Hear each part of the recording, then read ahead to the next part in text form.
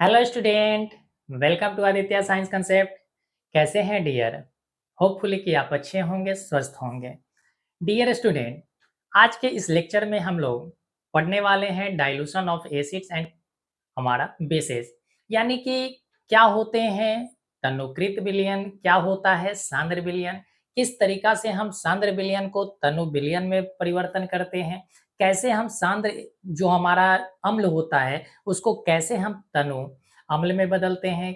इन सभी प्रोसेस को आज के क्लास में हम लोग समझेंगे, पूरे प्रक्रिया को अच्छे ढंग से समझेंगे डायग्राम के माध्यम से। और साथ ही साथ प्यारे बच्चों, आज की क्लास में ही हम लोग जानेंगे कि पीएच स्केल क्या होता है, पीएच स्केल की सहायता से हम लोग किसका मापन करते हैं। इन सभी चीज़ों की भी चर्चाएं हम लोग साथ ही साथ करने वाले हैं। और एक और भी पॉइंट आपको ध्यान में रखना होगा कि हम लोग जब पीएच स्केल के बारे में पढ़ेंगे तो इसमें बहुत सारे फैक्ट हैं जो आपको याद रखने पड़ेंगे। पीएच वैल्यू को आपको याद करना पड़ेगा। हम प्रयास करेंगे कि आपको रटवा दें, आपको याद करा दें, ये हमारे तरफ से एक प्रयास रहेगा। तो चलिए बच्चों, अगर कोई भी हमारे नए स्टूडेंट डायरेक्ट इसी क्लास में ज्वाइन कर रहे हैं तो आपसे रिक्वेस्ट है कि आपको जो भी सबसे पहले एसिड बेस एंड साल्ट का जो लेक्चर प्रोवाइड कराए गए हैं उस लेक्चर को आप पहले देखें और उसके बाद ही कंटिन्यूअस आप हर एक लेक्चर को, हर एक सीरीज को देखते हुए चले जाएंगे। ठीक है, तो चलिए बच्चे, हम लोग अपना क्लास को स्टार्ट करते हैं। क्या होता है डाइल्यूशन, क्या होता है कॉन्सेंट्रेटेड, इन सभी चीजों की चर्चाएं हम लोग प्रारंभ करते हैं। आइए देखिए, सबसे पहले आपको समझना होगा, सबसे पहले आपको समझना होगा कॉन्सेंट्रेटेड क्या होता है और डाइल्यूट क्या होता है। ठीक है, देखिए,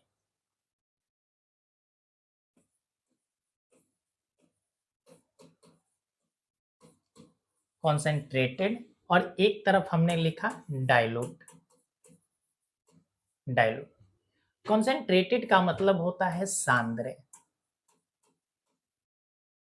कॉन्सेंट्रेटेड का मतलब होता है सांद्र और डाइल्यूट का अर्थ होता है तनु। डाइल्यूट का अर्थ होता है तनु। अब ये सांद्र क्या होता है, तनु क्या होता है, पहले इसको समझते हैं। देखिए, अगर अपनी भाषा में हम लोग समझे तो सांद्र का मतलब होता है गाढ़ापन। सांद्र का जो मीनिंग हम निकाल सकते हैं अपनी भाषा में, उसका मीनिंग होता है गाढ़ापन।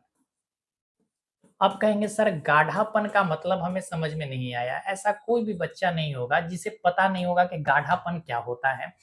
गाढ़ापन हम उसे कहते हैं जो आसानी से फ्लो नहीं कर सकता है, जो आसानी से बह नहीं सकता है। जैसे आपने देखा होगा, जो हमारा हनी होता है यानी मध जो होता है वो पूरी तरीका से गाढ़ा होता है।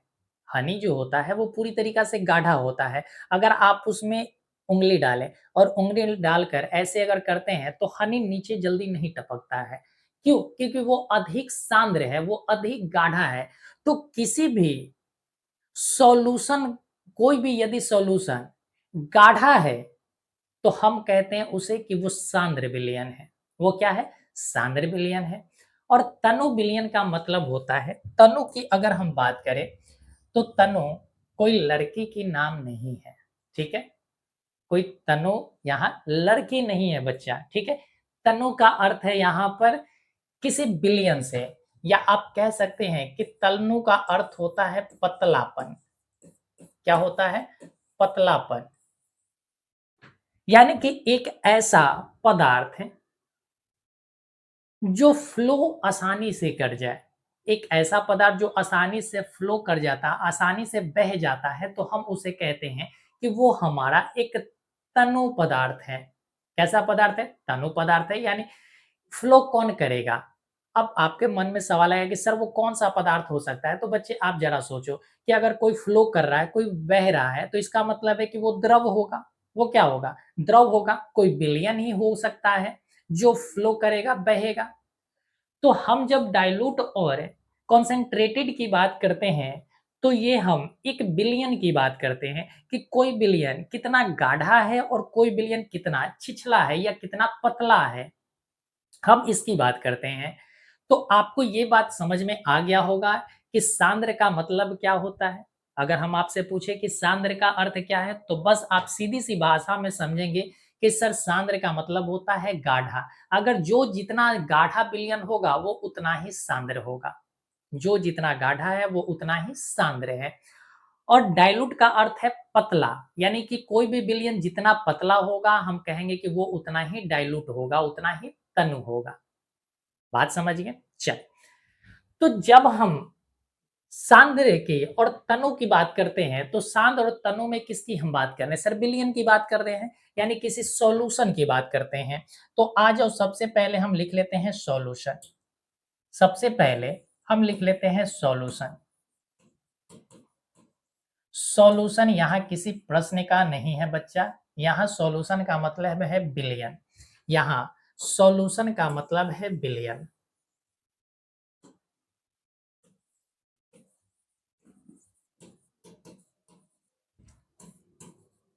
अगर हम किसी विलयन की बात करते हैं, यदि हम किसी विलयन की बात करते हैं, किसी सॉल्यूशन की अगर हम बात करते हैं, तो कोई भी सॉल्यूशन दो चीजों से मिलकर बने होंगे। कोई भी सॉल्यूशन वो दो कंपोनेंट से मिलकर बने होंगे, यानी उनके दो घटक होते हैं। कितने घटक होते हैं? दो घटक होते हैं। पहला घटक होता है सॉल्वेंट, पहला घटक होता है सॉल्वेंट और सेकंड घटक होता है सॉल्यूट। सेकंड क्या होता है? सॉल्यूट होता है। सॉल्वेंट कहने का मतलब है विलायक। सॉल्वेंट का अर्थ होता है विलायक और सॉल्यूट का अर्थ होता है विलेय। सॉल्यूट का अर्थ होता है विलेय। हमने अपने क्लास में हर समय सॉल्यूशन की चर्चा की है और सॉल्वेंट और सॉल्यूट की भी हमने चर्चा काफी बार कर लिया है। अगर फिर भी आपको नहीं ध्यान है तो बच्चे ध्यान से सुनना। देखो, सॉल्वेंट हम उसे कहते हैं जो अपने अंदर किसी भी चीज को घोल लेता है। हम सॉल्वेंट उसे कहते हैं जो किसी भी चीज को, किसी भी पदार्थ को अपने अंदर समाहित कर ले, तो उसे हम कहते हैं कि सॉल्वेंट है। जैसे कोई पदार्थ है और किसी अन्य पदार्थ में हमने डाला और डालने पर हुआ यूं कि अब हमें पता ही नहीं चल रहा है कि वो पदार्थ गया कहाँ, यानी कि जिसमें घुल गया तो वही हमारा सॉल्वेंट कहलाया। यानी कि एक ऐसा सब्सटेंस, एक ऐसा पदार्थ जो किसी अन्य सब्सटेंस को अपने अंदर समाहित कर ले, अपने अंदर समाहित कर ले, अपने अंदर पूरी तरीका से घोल ले, तो उसे ही हम कहते हैं कि वो सॉल्वेंट है हमारा। तो सर सॉल्वेंट क्या हो सकता है? बहुत सारी चीजें हो सकते हैं। आप पानी ले लो बच्चा, पानी भी एक सॉल्वेंट है। दूध ले लोगे, दूध भी एक सॉल्वेंट हो सकता है। दूध भी एक सॉल्वेंट हो सकता है। दूध में आप शक्कर डालोगे तो वहां भी शक्कर क्या हो जा रहा है? दूध के अंदर पूरी तरीके से समाहित हो जा रहा है। तो दूध क्या हो गया सर? सॉल्वेंट हो गया। लेकिन जब हम बात करते हैं किसी सॉल्यूशन की, तो पूरे ब्रह्मांड में जो यूनिवर्सल सॉल्वेंट माना जाता है, जो समझना आसान है, तो यूनिवर्सल सॉल्वेंट होता है वाटर। यानी कि ध्यान रखना है कि सॉल्वेंट जो होता है, आपको ध्यान रखना है वो वाटर है। क्या है सर? वाटर है। यानी कि वाटर ही हमारा यूनिवर्सल सॉल्वेंट होता है। यानी कि आप कह सकते हैं सर्वव्यापी जो है ये हमारा विलायक है। ठीक है, बात समझ गए? पानी के अंदर आप किसी भी चीज को घोल लो, घुल जाएगा। पानी उसको अपने अंदर छिपा लेगा। अब पानी में आप चीनी घोल लिए, अब चीनी के कण ढूंढते रहो, चीनी का कण नहीं मिलेगा, आपको पानी ही दिखाई देगा, चीनी नहीं दिखाई देगा। ठीक है, तो पानी क्या हो गया सर? सॉल्वेंट हो गया। बात समझ गए? चलिए, सॉल्यूट क्या होता है? सॉल्यूट यानी विलेय। विलेय का मतलब हुआ कि जो घुल जाए, जो किसी अन्य सब्सटेंस में घुल जाए, उसे हम कहते हैं कि विलेय है। घोलने वाला विलायक, घुलने वाला विलेय। हमने क्या कहा? घोलने वाला क्या है? सॉल्वेंट है सर। घुलने वाला क्या है सर? सॉल्यूट है, यानी विलेय है। जो घोल लिया अपने अंदर, यानी जो अपने अंदर छिपा लिया किसी चीज को, तो उसको हम कहेंगे कि सॉल्वेंट है। और जो छिप गया, जो छिप गया, उसको हम कहेंगे कि विलेय है। बात समझ गए? तो चलिए सर, तो सॉल्यूट जो होता है, सॉल्वेंट जो हो गया वाटर हो गया, और सॉल्यूट जो हो गया हम यहाँ पर कह सकते हैं जैसे साल्ट हो गया, साल्ट हो सकता है, शुगर हो सकता है सर, शुगर हो सकता है, और भी बहुत सारी चीजें हो सकते हैं। हम यहाँ पर साल्ट और शुगर की बात करते हैं, ठीक है। तो यहाँ पर जब हम सॉल्यूशन की चर्चा करते हैं तो सॉल्यूशन में दो कंपोनेंट होते हैं, एक होता है सॉल्वेंट और एक होता है सॉल्वेंट, अर्थात एक विलायक होता है और एक विलेय होता है सर। चलिए सर बात समझिए। इसी तरीका से जब हम एसिड की बात करते हैं, जब हम एसिड की बात करते हैं या बेस की बात करते हैं, पहले हम लोग एसिड की बात कर लेते हैं और फिर विलेय की बात कर लेंगे। देखो, अच्छा यहां पर और भी चीजें समझें। देखो, जैसे अगर हम कहें, अगर हम कहें, आ जो यहीं पर समझाते हैं कि ये कोई वीकर है, ये कोई हमने वीकर लिया है, ठीक है। इस वीकर में हमने पानी भी डाला, पानी भी डाला और साल्ट भी डाला। क्या डाला? पानी भी डाला और साल्ट भी डाला। पानी क्या कहलाया? सॉल्वेंट कहलाया। साल्ट क्या कहलाया? सॉल्यूट कहलाया। तो यहां से आपको ध्यान रखना है कि अगर, ये अगर यानी यदि, अगर सॉल्वेंट की मात्रा कम हो, सॉल्वेंट की अगर मात्रा मात्रा कम हो जाए, कम हो बच्चा, सॉल्वेंट की मात्रा क्या हो? कम हो, और सॉल्यूट की मात्रा अधिक हो। चल यहां पर हम ले लेते हैं, यहां हटा दो, यहां भूल जाओ। अगर हम कहें कि जैसे यहां पर साल्ट है, साल्ट की मात्रा अधिक हो जाए, साल्ट की मात्रा क्या हो जाए सर? अधिक हो जाए।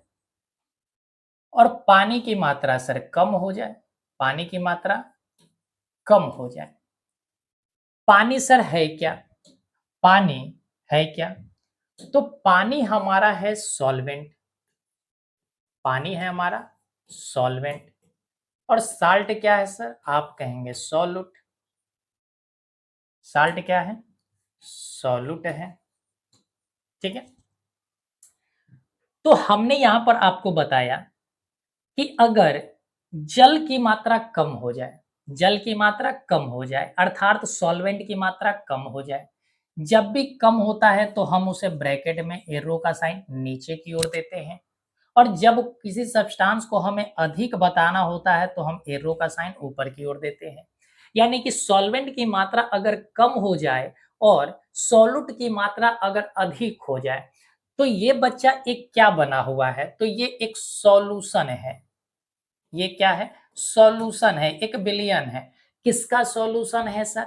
तो आप कहेंगे कि जल और नमक का सॉल्यूशन है, जल और नमक का सॉल्यूशन है।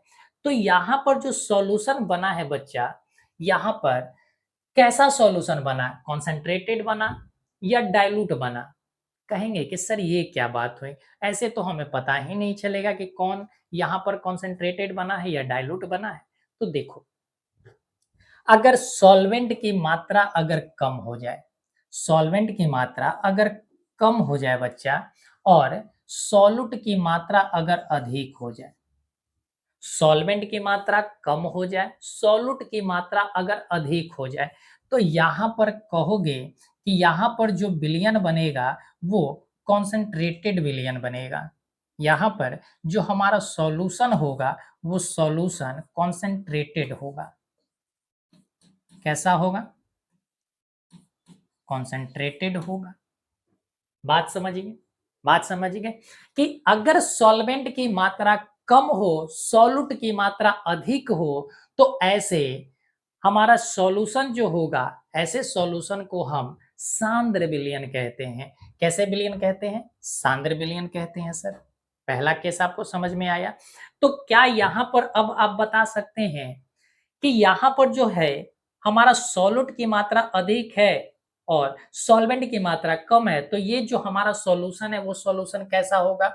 तो आप कहेंगे कि सर ये सॉल्यूशन हमारा कॉन्सेंट्रेटेड सॉल्यूशन है। कैसा सॉल्यूशन है? कॉन्सेंट्रेटेड है सर। चलिए अच्छी बात है। अब इसी तरीका से एक और हम बीकर बनाते हैं। इसी तरीका से एक और हमने बीकर बनाया, यहाँ पर आ जाओ, यहाँ पर एक और बीकर हमने बनाया। इसमें भी हमने H2O डाला, इसमें भी H2O डाला और साल्ट डाला है। क्या डाला है? H2O और साल्ट डाला है, यानी दो चीजें हमने यहाँ पर मिलाए। अगर कोई भी विलयन हमें बनाना है तो विलयन बनाने के लिए हमें दो चीज चाहिए, एक सॉल्यूट चाहिए और एक सॉल्वेंट चाहिए सर, अर्थात एक विलायक चाहिए और एक विलेय चाहिए सर। तो यहाँ पर जो हमारा जल है ये क्या है बच्चे? तो आप कहेंगे सर ये सॉल्वेंट है, और यहाँ साल्ट जो है क्या है? तो आप कहेंगे सर सॉल्यूट है। अब यहाँ पर जो है हमारे जल की मात्रा अधिक है, जल की मात्रा अधिक है और साल्ट की मात्रा कम है। जल की मात्रा अधिक हो गया और साल्ट की मात्रा कम हो गया, तो यहां भी एक सॉल्यूशन बना है, यहां भी एक सॉल्यूशन बना है सर। यहां भी क्या बना है? एक सॉल्यूशन बने हैं। तो यहां पर कैसा सॉल्यूशन बना? यहाँ पर जो सॉल्यूशन है वो किस टाइप का है? डाइल्यूट है या कॉन्सेंट्रेटेड है? सर ये पता करना होगा। तो कैसे? तो पहले कंसेप्ट समझो। कंसेप्ट ये है, कंसेप्ट ये है कि अगर वाटर की मात्रा अधिक हो जाए और बच्चा जो हमारा सॉल्यूट यानी कि साल्ट है, हम किसकी बात कर रहे हैं? साल्ट की। यहाँ पर साल्ट है, आप साल्ट, शुगर, जो भी सॉल्वेंट कुछ भी हो सकते हैं, ठीक है। अगर साल्ट की मात्रा कम हो गया तो यहाँ पर जो हमारा सॉल्यूशन बना है, विलयन जो बना है, वो सर किस तरीका का होगा? तो आप कहेंगे कि सर ये डाइल्यूट होगा। कैसा होगा? डाइल्यूट होगा, यानी तनु विलयन होंगे। तो क्या अब आप यहाँ पर बता सकते हैं कि यहाँ पर जो सॉल्यूशन है वो सर कैसा सॉल्यूशन होगा? तो आप कहेंगे कि सर वो एक छिछलापन या पतलापन, अर्थात वो कम गाढ़ा है, अर्थात ये जो विलयन है वो कम गाढ़ा है। तो क्या आपको इतनी बातें समझ में आ गए? क्या आपको इतनी बातें समझ में आ गया कि ये सॉल्यूशन में हमने जो आपको कॉन्सेंट्रेटेड का कंसेप्ट सिखलाया और डाइल्यूट का जो कॉन्सेप्ट सिखलाया, क्या मेरे बच्चे आपको ये पूरी तरीका से समझ में आया या नहीं आया? चलो एक बार फिर से समझो। सॉल्वेंट अगर कम हो जाए, सॉल्यूट अगर अधिक हो जाए, तो जो हमारा सॉल्यूशन बनेगा वो कॉन्सेंट्रेटेड होगा। यानी जब विलायक की मात्रा कम हो और विलेय की मात्रा बच्चा अधिक हो जाए, विलायक की मात्रा कम हो जाए, विलेय की मात्रा अधिक हो जाए, तो विलयन हमारा सांद्र विलयन कहलाएगा। लेकिन जब हमारा विलायक अधिक हो और विलेय की मात्रा कम हो जाए, विलेय की मात्रा कम हो जाए, तो ऐसे विलयन को हम तनु विलयन कहते हैं। ऐसे विलयन को हम तनु विलयन कहते हैं। अब क्लियर हो गया? चलिए सर, क्लियर हो गया। तो यहां पर इस चैप्टर में हमें पढ़ना होता है कि जो हमारा कॉन्सेंट्रेटेड एसिड है उसको डाइल्यूट कैसे करना है, इस प्रोसेस को हमें समझना है। यानी कि जो हमारा कॉन्सेंट्रेटेड एसिड है, कॉन्सेंट्रेटेड जो हमारा एसिड है बच्चा, उसको हम किस तरीका से डाइल्यूट एसिड में बदलते हैं, उस प्रोसेस को हमें समझना है, उस प्रोसेस को हमें समझना है। तो आइए समझते हैं। चल, यहीं से आपका और भी कंसेप्ट धीरे धीरे बढ़ेगा। आ जाओ। हमने यहां पर एक बीकर लिया, हमने पर यहां पर एक बीकर लिया है बच्चे, ठीक है। एक और हमने बीकर लिया,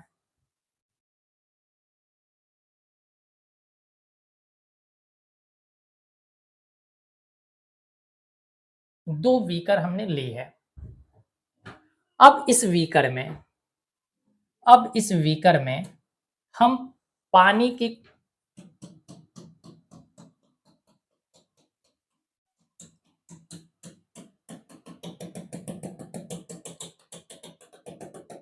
ये है बच्चा एसिड,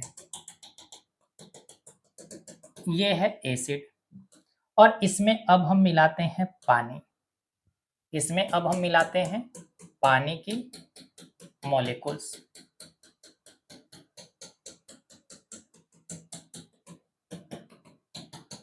अच्छा, इसी तरीका से हम इधर भी कर लेते हैं साथ ही साथ।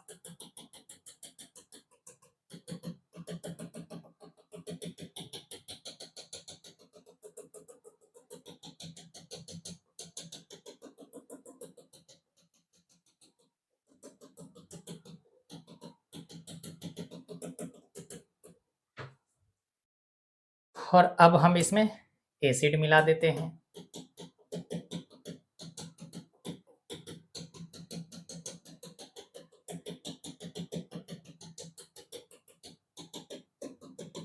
अच्छा, आ जाओ। यहां पर जो आपको सॉल्यूशन दिख रहा है, यहां पर जो सॉल्यूशन है बच्चा, वो सॉल्यूशन किसका किसका है? तो आप कहेंगे कि यहाँ पर जो सॉल्यूशन है सर, वाटर का है, वाटर का है और एसिड का है सर। किसका है? वाटर और एसिड का है सर। वाटर हमारा क्या है सर? तो आप कहेंगे सर यूनिवर्सल सॉल्वेंट है, यूनिवर्सल सॉल्वेंट है। और एसिड हमारा क्या है सर? सॉल्यूट है। क्या है बच्चा? सॉल्यूट है। पहले इस कंसेप्ट को क्लियर कर लेते हैं, उसके बाद इधर क्लियर कर लेंगे। आ जाओ।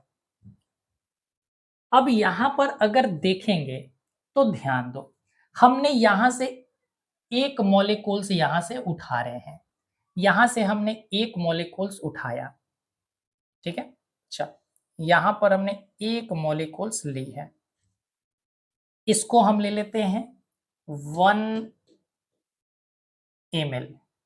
इसको हमने क्या कहा? 1 ml। हमने कहा कि 1 ml इसका वॉल्यूम है। ये जो आपको हमने सर्कल बनाया है, इसका मतलब है कि 1 ml हमने विलियन को लिया है। अगर 1 ml विलियन को अगर हम ध्यान से देखें, पहले तो यहाँ पर ये भी चीज समझ जाए कि ये जो आपको ब्लू कलर का दिख रहा है, ये जो है बच्चा, ये H2O का मॉलिक्यूल है, ये और H2O का मॉलिक्यूल्स है।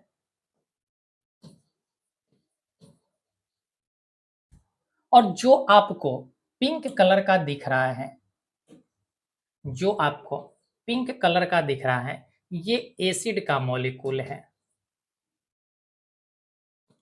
एसिड का मॉलिक्यूल है, ठीक है। यानी जो आपको ब्लू कलर का दिख रहा है वो हमारा H2O का मॉलिक्यूल है, और जो हमारा पिंक कलर का है, या आप कह सकते हैं कि जो पर्पल कलर का है, वो पर्पल कलर हमारा क्या दिखा रहा है? तो एसिड के मॉलिक्यूल दिखा रहा है। अब हमने इसमें 1 ml हमने विलियन को लिया, 1 ml विलियन को हमने लिया।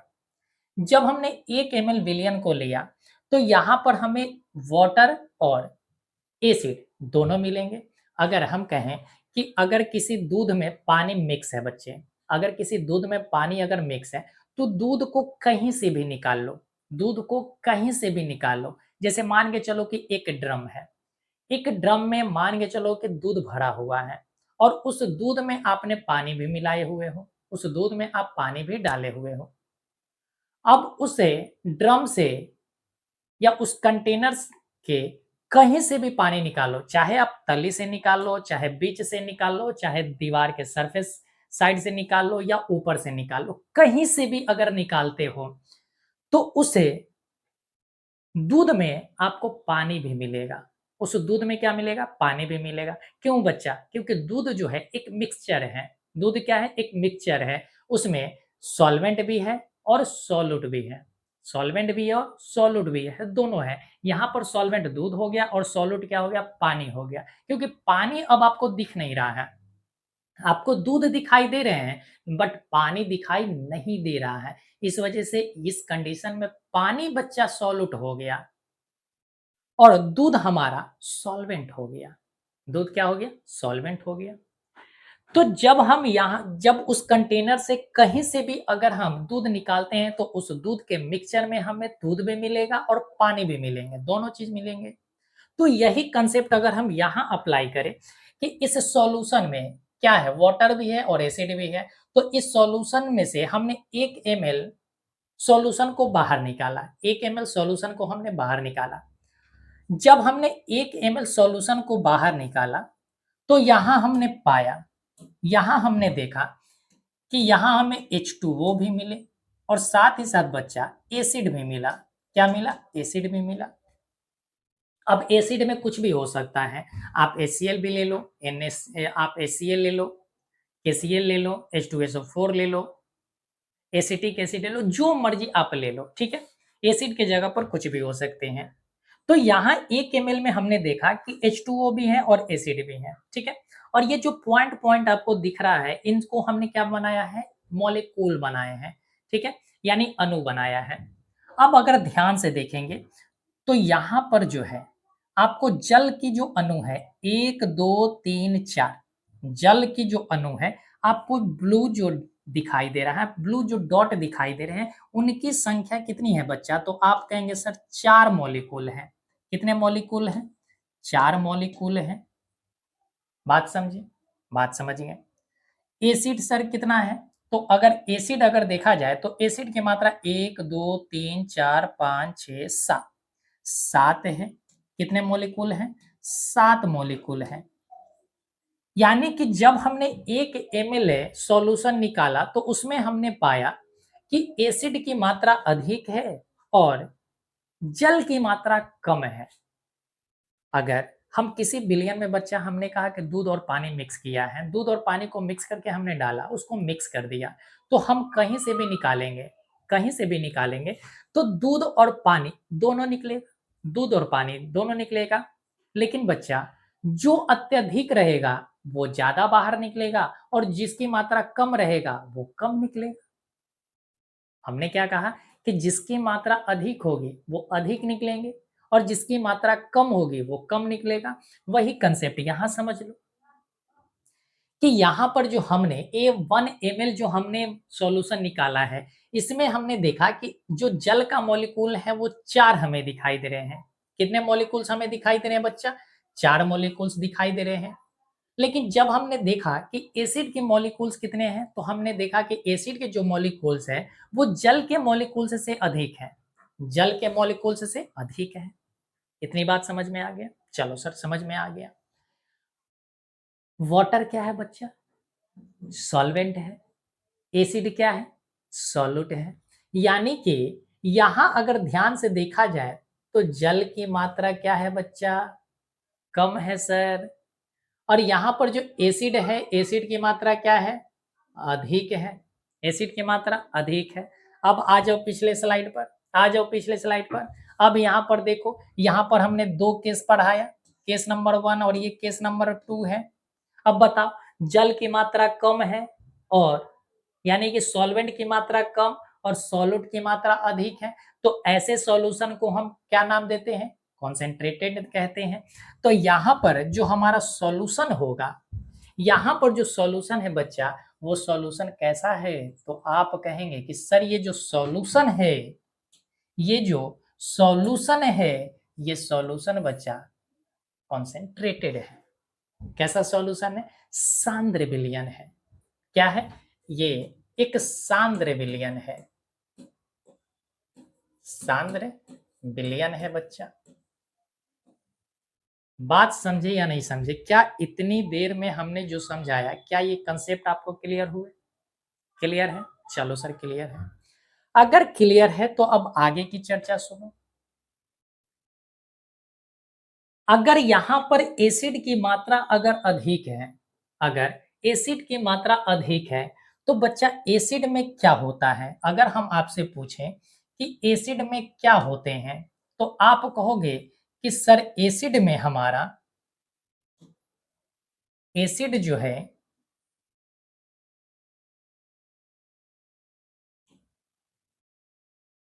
एसिड में हमारा H प्लस आयंस होते हैं। क्या होता है? H प्लस आयन होता है। क्या होता है? H प्लस आयन होता है। अब जितना ज्यादा एसिड होगा, जितना ज्यादा मॉलिक्यूल्स होंगे, उतना ज्यादा आयंस मिलेंगे हमें। यहां पर अगर हमने 1 ml अगर बिलियन को निकाला है और उस बिलियन में हमें 7 मॉलिक्यूल्स दिखाई दे रहे हैं एसिड का, इसका मतलब है कि यहां पर जो हमें 1 ml में मिल रहा है वो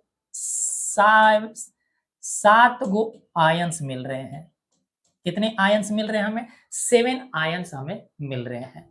कितने आयंस हमें मिल रहे हैं? 7 आयंस हमें मिल रहे हैं।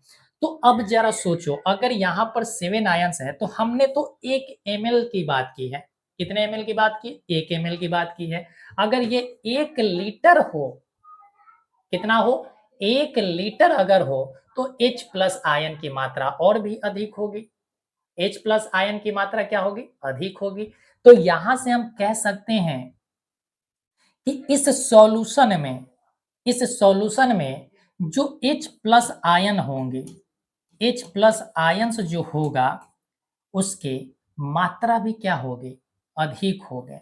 क्या होंगे बच्चा? मैक्सिमम होगा। कितने क्या होंगे? मैक्सिमम H प्लस आयन होंगे। क्या ये बात क्लियर है? क्या ये बात क्लियर है? तो ये है कॉन्सेंट्रेटेड एसिड का मतलब। ये है कॉन्सेंट्रेटेड एसिड का मतलब।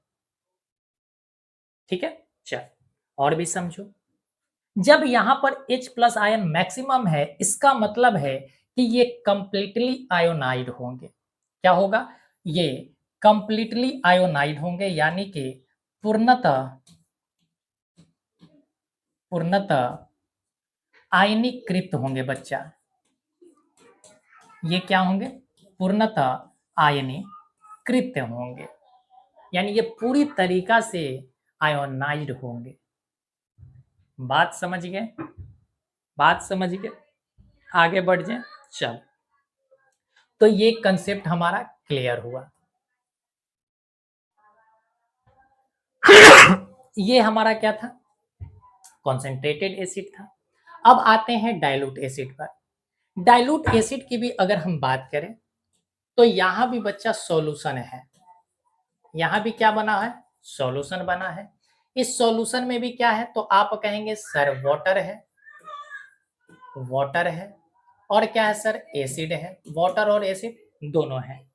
यहां पर जो वाटर है और एसिड है, ठीक है, अगर यहां पर ध्यान से देखें तो वाटर के मॉलिक्यूल्स और एसिड के मॉलिक्यूल्स, वाटर मॉलिक्यूल्स और एसिड के जो मॉलिक्यूल्स हैं, इसको एक बार थोड़ा सा हम इसको और भी अच्छे ढंग से बना लेते हैं, इसको मिटाकर, ताकि आपको और भी कंसेप्ट बेहतर ढंग से क्लियर हो जाए।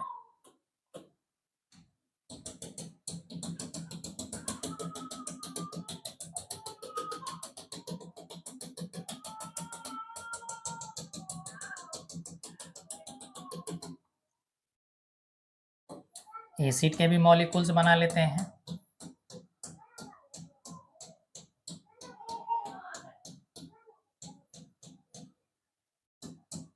चल, एसिड के भी मॉलिक्यूल्स बना लिए। यहाँ जो पिंक कलर का है ये क्या है? तो आप कहेंगे एसिड मॉलिक्यूल्स हैं। और जो आपको ब्लू दिखाई दे रहा है ये हमारा वाटर मॉलिक्यूल है।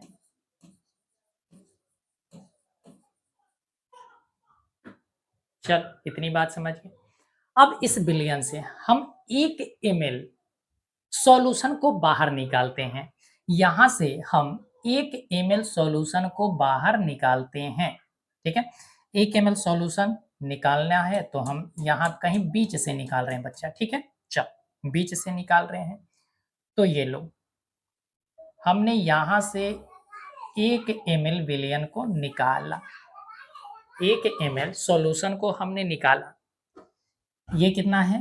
1 ml सॉल्यूशन है। अगर इस 1 ml सॉल्यूशन को हमने निकाला है तो इसमें क्या क्या है? तो आप कहेंगे वाटर के मॉलिक्यूल्स हैं सर, और साथ ही साथ एसिड के मॉलिक्यूल्स हैं। वाटर के मॉलिक्यूल्स भी हैं और साथ ही साथ एसिड के भी मॉलिक्यूल्स मौजूद हैं। अगर वाटर मॉलिक्यूल्स की हम बात करें तो अगर यहाँ आप ध्यान से अगर देख पा रहे होंगे तो यहाँ पर देखो ब्लू कलर को आपको डॉट कितना है? 1 2 3 4 5 6 7 8 9 10 11 12 13 14 कितने हैं? लगभग 14 से 15 मॉलिक्यूल्स हैं। कितने हैं? 14 मॉलिक्यूल्स हैं। और अगर हम एसिड मॉलिक्यूल्स की बात करें तो एसिड मॉलिक्यूल्स कितने हैं? एसिड मॉलिक्यूल्स कितने हैं? तो एसिड के जो मॉलिक्यूल्स हैं बच्चा, आपको डॉट दिखाई दे रहा होगा पर्पल कलर का, वो 2 मॉलिक्यूल्स हैं।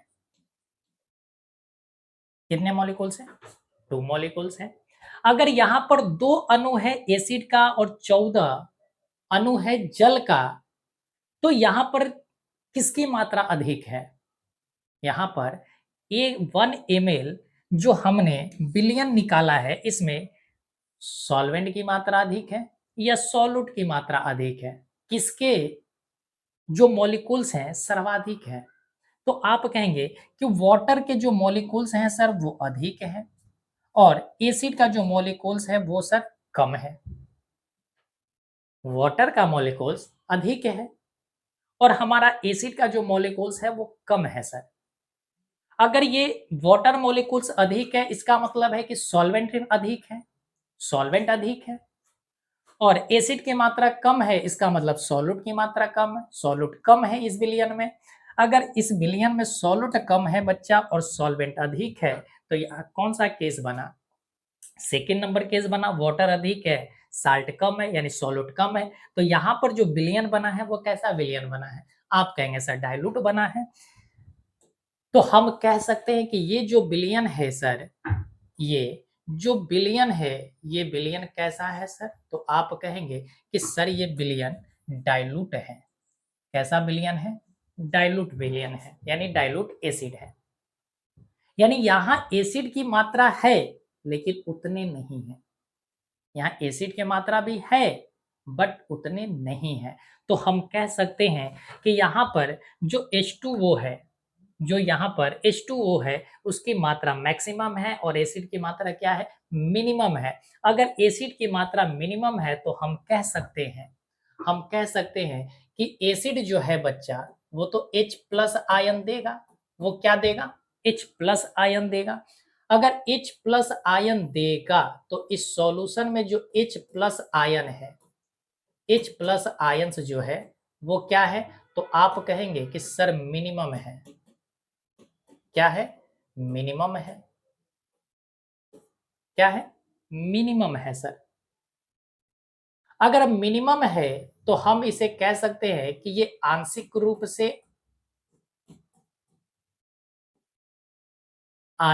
आयनीकृत है। आंशिक आयनीकृत है बच्चा, है या नहीं है? अरे बिल्कुल है। यहां जिस तरीका से मैक्सिमम आयंस निकल रहे थे, ज्यादा बिलियन बिलियन में अगर ज्यादा एसिड है तो ज्यादा आयंस प्रोड्यूस होंगे, और अगर कम कम एसिड है तो वहां पर कम हाइड्रोजन आयन प्रोड्यूस होंगे। बात समझ गए? तो इस तरीका से हम ऐसे जो हमारा एसिड होगा वो डाइल्यूट एसिड कहलाएगा। क्या कहलाएगा? डाइल्यूट एसिड कहलाएगा। तो इस दरमियान आपने क्या सीखा? इस दरमियान आपने क्या सीखा बच्चा? आपने देखा कि यहाँ पर जल की मात्रा कम, यहाँ पर जल की मात्रा अधिक, यहाँ पर एसिड की मात्रा अधिक, यहाँ पर एसिड की मात्रा कम। तो जब हम कॉन्सेंट्रेटेड एसिड को हम डाइल्यूट एसिड में चेंज करते हैं तो हम वाटर मिक्स करते हैं। ये डाइल्यूट क्यों हुआ है? क्योंकि हमने इसमें वाटर मिक्स किया है, वाटर अधिक मिक्स किया है, ज्यादा पानी मिलाया है, इस वजह से ये डाइल्यूट हो गया, पतला हो गया। अब जरा सोचो ना, जरा सोचो बच्चा, आपने दही खाया होगा, आपने दही खाया होगा। दही जब आप जमाते हो, आपके घर में अगर दही है, ठीक है, तो दही अगर जब जमते हैं तो पूरी तरीका से गाढ़ा होता है। और आप क्या करते हो कि जब किसी के घर में कार्य फंक्शन होते हैं, जैसे शादी ब्याह होता है, उसमें मरवान होते हैं, तो मरवान के दिनों में आप देखते हैं कि जो मरवान का जो फंक्शन होता है, उसमें दही में क्या होते हैं, पूरी तरीका से दही को कॉन्सेंट्रेटेड नहीं चलाया जाता है। उस समय दही पूरी तरीका से थक्का होते हैं, सांद्र होते हैं, यानी पूरी गाढ़ा होता है। जो दही होता है वो पूरी तरीका से गाढ़ा होता है। तो उसमें हम क्या करते हैं, पानी मिक्स करते हैं, और पानी मिक्स करके क्या कर दिए, उसको पतला कर दिए। उसको पतला कर दिए। तो पानी ही हम क्या करते हैं, सॉल्वेंट की मात्रा को बढ़ा देते हैं। अगर हम एक कॉन्सेंट्रेटेड एसिड को अगर डाइल्यूट एसिड में चेंज करना है, तो हम बच्चा यहाँ पर लिखेंगे, यहाँ पर हम लिखेंगे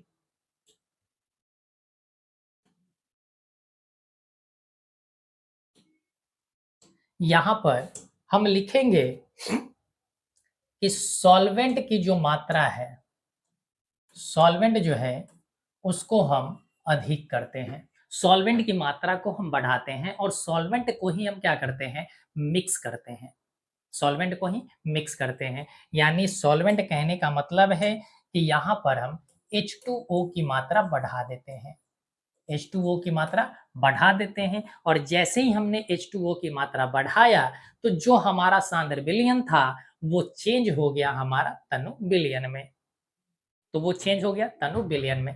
तो ये था हमारा पूरा का पूरा कॉन्सेप्ट कि कॉन्सेंट्रेटेड एसिड को डाइल्यूट एसिड कैसे किया जाता है। ठीक है, अब आप स्क्रीनशॉट लेना चाहते हैं तो बिल्कुल ले सकते हैं। आगे बढ़ जाए, चल आगे बढ़ते हैं। अब यहां से प्रश्न आता है कि अगर हमें कॉन्सेंट्रेटेड एसिड को अगर डाइल्यूट एसिड में चेंज करना है, तो हमें क्या करना चाहिए, एसिड में पानी मिलाना चाहिए या पानी में एसिड मिलाना चाहिए, क्या करना चाहिए, बात समझे। चल आ जाओ, देखो एक हम लेते हैं केस नंबर 1, एक हम लेते हैं केस नंबर 1 और एक हम लेते हैं केस नंबर 2, केस नंबर 2 लेते हैं। ठीक है, इसको भी हम आपको समझाएंगे थोड़ा सा किचन में ले जाकर। किचन में ले जाकर मतलब क्या है, मतलब आपके दिमाग को हम कहाँ ले जाएंगे, किचन की ओर ले जाएंगे। देखो यहां पर हम एक बनाते हैं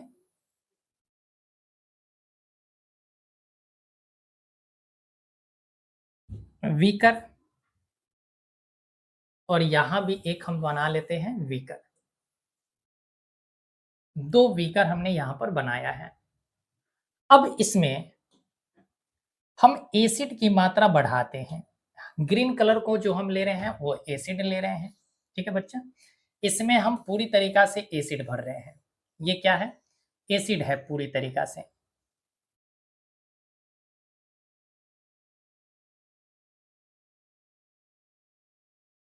ये पूरी तरीका से एसिड है।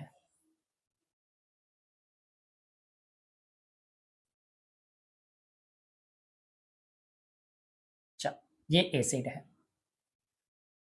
अब इस एसिड में, एसिड को, ये कैसा एसिड है, तो आप कहेंगे सर कॉन्सेंट्रेटेड है, यानी सांद्र है। ये जो विलयन है हमारा सांद्र विलयन है,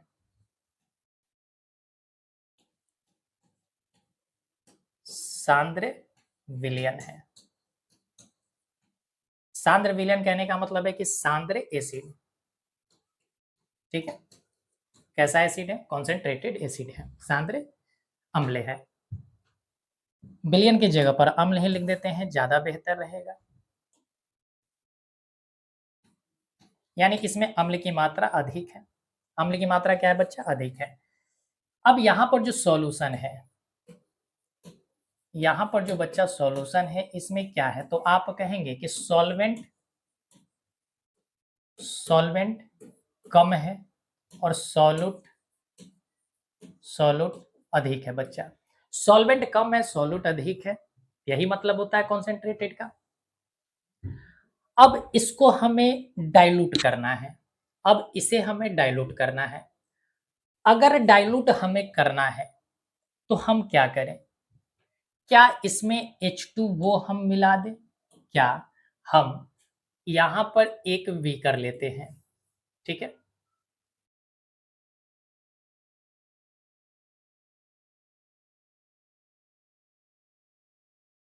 और इस बीकर से हम पानी की बूंदे,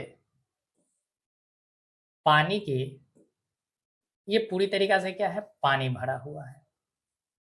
ठीक है, ये पूरी तरीका से पानी से भरा हुआ है। चल अब इस पानी को हम क्या करते हैं कि बूंद बूंद यहां पर डालना शुरू करते हैं। यहाँ पर बूंद बूंद यानी करके हम डालना शुरू करते हैं। पानी को हम यहाँ पर मिक्स कर रहे हैं। जैसे ही बच्चा हम इसमें पानी डालेंगे, जैसे ही हम इसमें पानी डालेंगे, पानी डालने पर ये पानी के साथ मिक्स करेगा। H2O पानी के साथ मिक्स, H2O और प्लस एसिड दोनों मिक्स करेंगे बच्चा, और दोनों मिक्स होकर, ये दोनों मिक्स होकर हीट प्रोड्यूस करेंगे, हीट प्रोड्यूस करेंगे, हीट जनरेट करेंगे, और हीट मैक्सिमम जनरेट होगा। हीट जो होगा वो मैक्सिमम जनरेट होगा, यानी कि अत्यधिक ऊष्मा निकलेगा, अत्यधिक ऊष्मा निकलेगा। और ये जो प्रोसेस होता है, इस प्रोसेस को हम कहते हैं एक्सोथर्मिक प्रोसेस। आपको पढ़ाया गया है कि जब किसी रिएक्शन में हीट प्रोड्यूस हो, हीट जब बाहर निकलते हैं, तो हम ऐसे रिएक्शन को कहते हैं एक्सोथर्मिक रिएक्शन कहते हैं, यानी कि ऊष्मा क्षेपी अभिक्रिया कहते हैं। तो यहाँ पर जो रिएक्शन हो रहा है ऊष्मा क्षेपी हो रहा है, ऊष्मा क्षेपी हो रहा है। इस दरमियान हीट मैक्सिमम उत्पन्न होगा। हीट मैक्सिमम उत्पन्न होगा तो हीट बच्चा बाहर की ओर भागेगा, हीट बाहर की ओर भागेगा। कहाँ जाएगा? बाहर की ओर भागेगा। क्यों बाहर की ओर भागेंगे? क्योंकि बच्चा यहाँ पर हीट को एब्जॉर्ब करने वाला कोई है नहीं। हीट एब्जॉर्ब करने के लिए कोई ज़्यादा मैक्सिमम है नहीं। जैसे यहाँ भी पानी है, पानी तो है, पानी सॉल्वेंट है, लेकिन बच्चा पानी की मात्रा यहाँ पर कम है, तो हीट ज़्यादा सोख नहीं पाएगा। पानी क्या करता है? पानी क्या करता है? अपने अंदर हीट को एब्जॉर्ब करता है। आपने देखा होगा कि गर्मी के मौसम में जो हीट है, गर्म हीट को अपने अंदर एब्जॉर्ब कर लेता है, और ठंडी के मौसम में देखते हैं कि पानी बिल्कुल ठंडा हो जाता है, पूरा ठंडा हो जाता है, अपने बॉडी टेम्परेचर से भी ज़्यादा ठंडा हो जाता है, एकदम बिल्कुल चिल हो जाता है। तो वो हीट एब्जॉर्ब करता है पानी। यहाँ पर पानी की मात्रा कम है, पानी की मात्रा कम है और हीट ज़्यादा है। हीट ज़्यादा है, पानी की मात्रा कम है बच्चा। तो ये हीट कहाँ जाएँगे? हीट बाहर निकलेंगे, और हीट बाहर निकलेगा तो क्या होगा? हो सकता है कि ये ब्लास्ट भी कर जाए, हो सकता है कि ये जो बीकर है हमारा, ब्लास्ट भी कर जाए, और ब्लास्ट यदि कर गया तो हमें क्या पहुँचा देगा? हमें पूरी तरीक़ा से इंज्योर कर देगा, यानी कि हमें ज़ख्मी बना देगा। हमें क्या बना देगा? ज़ख्मी बनाएगा बच्चा। इस वजह से ध्यान रखिएगा, इस वजह से ध्यान रखिएगा कि जब भी हम किसी भी कॉन्सन्ट्रेटेड एसिड को डाइल्यूट करते हैं, जब भी हम किसी कॉन्सन्ट्रेटेड एसिड को हम डाइल्यूट अगर कर रहे हैं, तो हम एसिड में पानी नहीं मिक्स करते हैं, एसिड में पानी को मिक्स नहीं करते हैं। केस नंबर ये है, ठीक है? कि जब भी हम हिंदी में लिख देते हैं, थोड़ा सा जगह कम रहे लगेगा। जो सांद्र है, जो सांद्र अम्ल है, उसको अगर तनु अम्ल में बदलना है, तनु अम्ल में अगर बदलना है बच्चा, ठीक है? अच्छा, इस चीज़ को दोनों में तो हमें वही चीज़ पढ़ाना है, दोनों में तो वही चीज़ हमें पढ़ाना है। तो ऐसा करते हैं ना, यहाँ हेडिंग ही डाल लेते हैं, यहाँ हेडिंग ही डाल लेते हैं। क्या? सांद्र अम्ल को क्या करना है? तनु अम्ल में चेंज करना है, ठीक है? तनु अम्ल में चेंज करना है। तो यहां पर हमने केस नंबर 1 में क्या किया है? हमने केस नंबर 1 में अम्ल में, अम्ल में पानी मिलाया है। अगर बच्चा अम्ल में आप पानी मिलाए हो, तो इसका मतलब है कि आप अपने ऊपर खतरा मोल लिए हो। अपने ऊपर क्या लिए हो? खतरा मोल खरीदे हो।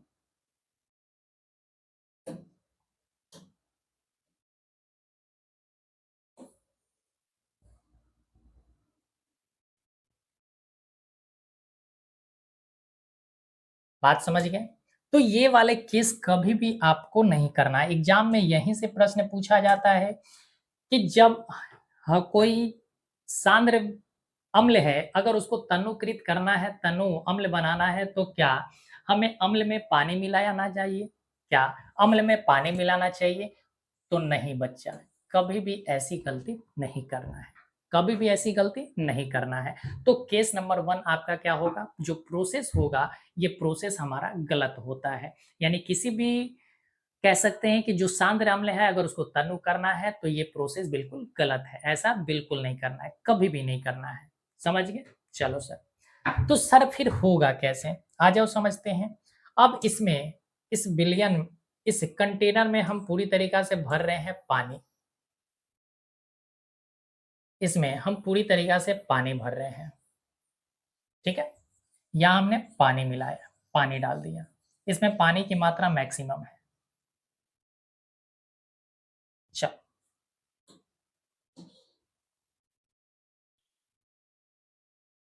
यहाँ जो है बच्चा, ये क्या है? तो आप कहोगे वाटर है। ये जो है वाटर है, H2O है। ठीक है? अब इस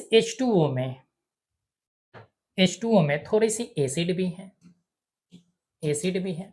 लेकिन H2O की मात्रा अधिक है, एसिड की मात्रा कम है। H2O की मात्रा अधिक है और एसिड की मात्रा कम है। हम इसी प्रोसेस को यहाँ पर कर रहे हैं। ये पहले ही हम आपको बता दिए कि H2O की मात्रा यहाँ पर अधिक होगा और एसिड की मात्रा कम होगा। क्यों होगा? क्योंकि हमें डाइल्यूट करना है। अब इसमें हम क्या करेंगे? इसमें हम एसिड मिक्स करेंगे। इसमें क्या करेंगे? हम एक बीकर से यहाँ पर अगर हम मान लें कि यहाँ पर एसिड है, तो इसे से हम एसिड को यहाँ पर डालेंगे।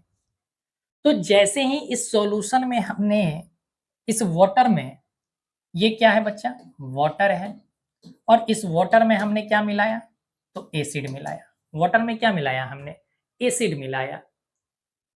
तो यहाँ भी हीट जनरेट होगा, यहाँ भी हीट बनेगा, हीट प्रोड्यूस होगा और मैक्सिमम होगा।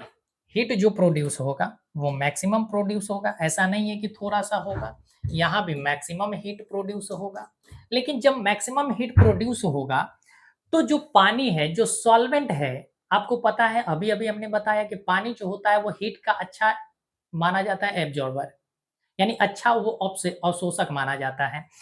तो जो पानी है, यहाँ पर जो हीट प्रोड्यूस हुआ है, हीट जो प्रोड्यूस हुआ बच्चा, वो चारों तरफ फैलेगा, चारों तरफ हीट फैलेगा। हीट क्या होंगे? चारों तरफ फैलेंगे। लेकिन जब हीट फैलेगा तो इस हीट को बाहर नहीं जाने देगा। इस हीट को बाहर नहीं जाने देगा कंटेनर से। कौन? पानी। कौन बाहर नहीं जाने देगा? सर पानी बाहर नहीं जाने देगा। तो हीट पानी में ही क्या हो जाएँगे? पूरी तरीक़ा से एब्ज़ॉर्ब हो जाएँगे पानी के द्वारा। तो हमें किसी भी प्रकार से नुकसान नहीं होगा, किसी भी प्रकार से नुकसान नहीं होगा बच्चा। तो यहाँ पर हुआ क्या? यहाँ पर हमने पानी में, किसमें? पानी में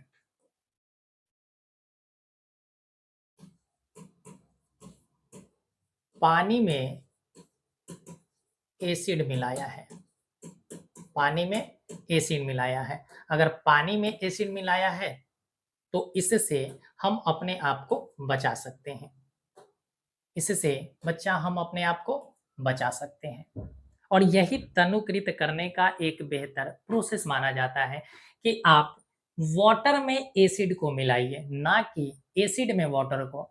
जैसे अगर गरम तेल में आप पानी डालोगे, गरम तेल में अगर पानी डालोगे तो ज़्यादा आपको जलन, ज़्यादा पानी की छींटें बाहर निकलेगी। लेकिन पानी में अगर थोड़ी-सी 1 बूँद अगर तेल डाल दो, पानी गरम है लेकिन तेल की अगर 1 बूँद डालो तो कम असर होगा। लेकिन अगर थोड़ी-सी पानी में हो, अगर एसिड डालोगे तो वहाँ पर ज़्यादा होगा, ठीक है? शायद हमने गलत बोला, हमने क्या कहा? हम कहना चाह रहे हैं कि अगर तेल गरम है और उसमें पानी डाल रहे हैं, तो ये ज़्यादा नुकसानदेह है। लेकिन पानी है और उसमें तेल मिक्स कर रहे हैं तो कम नुकसान देगा, गरम तेल की बात कर रहे हैं, ठीक? चलो, तो ये प्रोसेस यानी केस नंबर 2 जो है हमारा फाइनल प्रोसेस होता है कि हम वाटर में एसिड को मिक्स करते हैं। अब कोई भी बच्चा अगर ऐसा प्रैक्टिकल करना चाहता है तो कर सकता है, ठीक है? कोई भी अगर हमारे प्यारे बच्चे अगर ऐसा प्रैक्टिकल करना चाहते हैं तो बिल्कुल कर सकते हैं, लेकिन सेफ्टी के साथ कीजिएगा, ठीक है? सेफ्टी के साथ करेंगे। अब जो प्रोसेस हमारा एसिड के साथ है वही हमारा बेस के साथ होगा। जो हमारा एसिड के साथ प्रोसेस है वही हमारा बेस के साथ भी होगा। बट वहाँ पर आपको ध्यान रखना है कि बेस में क्या होगा कि हाइड्रोक्साइड आयन ज़्यादा प्रोड्यूस होंगे। चलो वो भी चीज़ हम आपको समझा देते हैं। क्या ये कंसेप्ट क्लियर हुआ या नहीं हुआ? अरे बिल्कुल क्लियर हो गया। अच्छा कोई ऐसा बच्चा हो सकता है समझ नहीं रहा या प्रैक्टिकल करेगा तो बिल्कुल ऐसा नहीं करना कि पानी ले लेना और पूरा का पूरा एसिड ही डाल देना, ऐसा हमने नहीं कहा है। उसे थोड़ी-थोड़ी मात्रा करके आपको डालना है। जब थोड़ी-थोड़ी मात्रा करके डालेंगे तभी ये आपका प्रोसेस सही रहेगा। ऐसा नहीं कि एक ही बार पूरा लेकर उझल दें, तो वो फिर आपके लिए नुकसानदेह हो जाएगा। आगे बढ़ जाओ। आगे अगर हम एसिड की बात करें, बेस की अगर हम बात करें, तो बेस में क्या होगा बच्चा? बेस में होगा अब ज़रा ध्यान से समझना।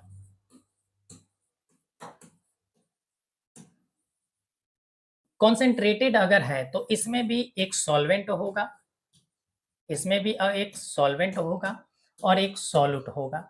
एक क्या होगा? सॉल्यूट होगा बच्चा। सॉल्वेंट में आपको क्या लेना है? H2O लेना है। तो H2O की मात्रा कम होगी, H2O की मात्रा कम होगी। सॉल्यूट की मात्रा बच्चा अगर कोई बेस हम ले रहे हैं तो बेस की मात्रा क्या है? अधिक है। बेस की मात्रा अधिक है, जल की मात्रा कम है, तो इसका मतलब वो कॉन्सेंट्रेटेड बेस है। और कॉन्सेंट्रेटेड अगर बेस है हमारा तो हम कह सकते हैं कि यहाँ पर जो बेस होगा वो मैक्सिमम वो मैक्सिमम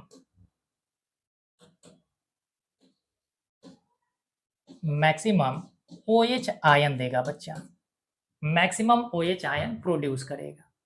बात समझिए। लेकिन अगर हम डाइल्यूट की बात करें, अगर हम डाइल्यूट की बात करते हैं तो डाइल्यूट में क्या होगा? वो भी सॉल्वेंट होंगे, वो भी सॉल्वेंट होगा और वो भी सॉल्यूट, इसमें भी सॉल्यूट होगा। सॉल्यूट में क्या होगा बच्चा? तो आप कहेंगे बेस होगा सर। और सॉल्वेंट में क्या होगा? तो H2O होगा। तो यहाँ पर H2O की मात्रा अधिक होंगे, यहाँ पर H2O की मात्रा अधिक होंगे और बेस की मात्रा कम होगा, बेस की मात्रा कम होगा।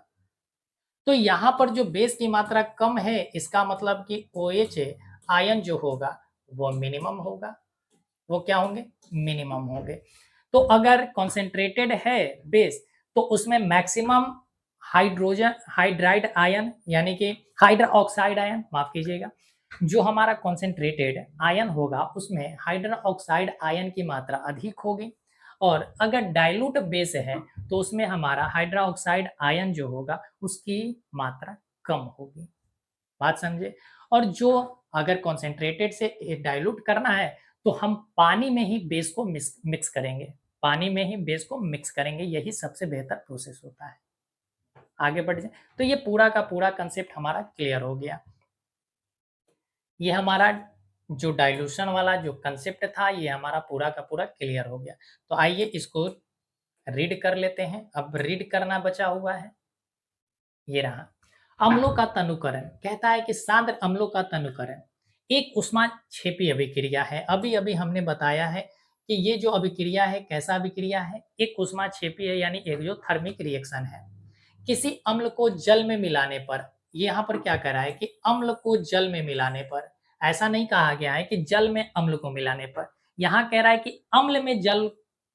अम्ल को जल में मिलाने की क्रिया तनुकरण कहलाती है। यानी कि अम्ल में जब हम जल को मिलाते हैं, यानी जल में जब हम अम्ल को मिलाते हैं तो ऐसी जो क्रिया है, ऐसी जो प्रोसेस है उसे हम तनुकरण कहते हैं।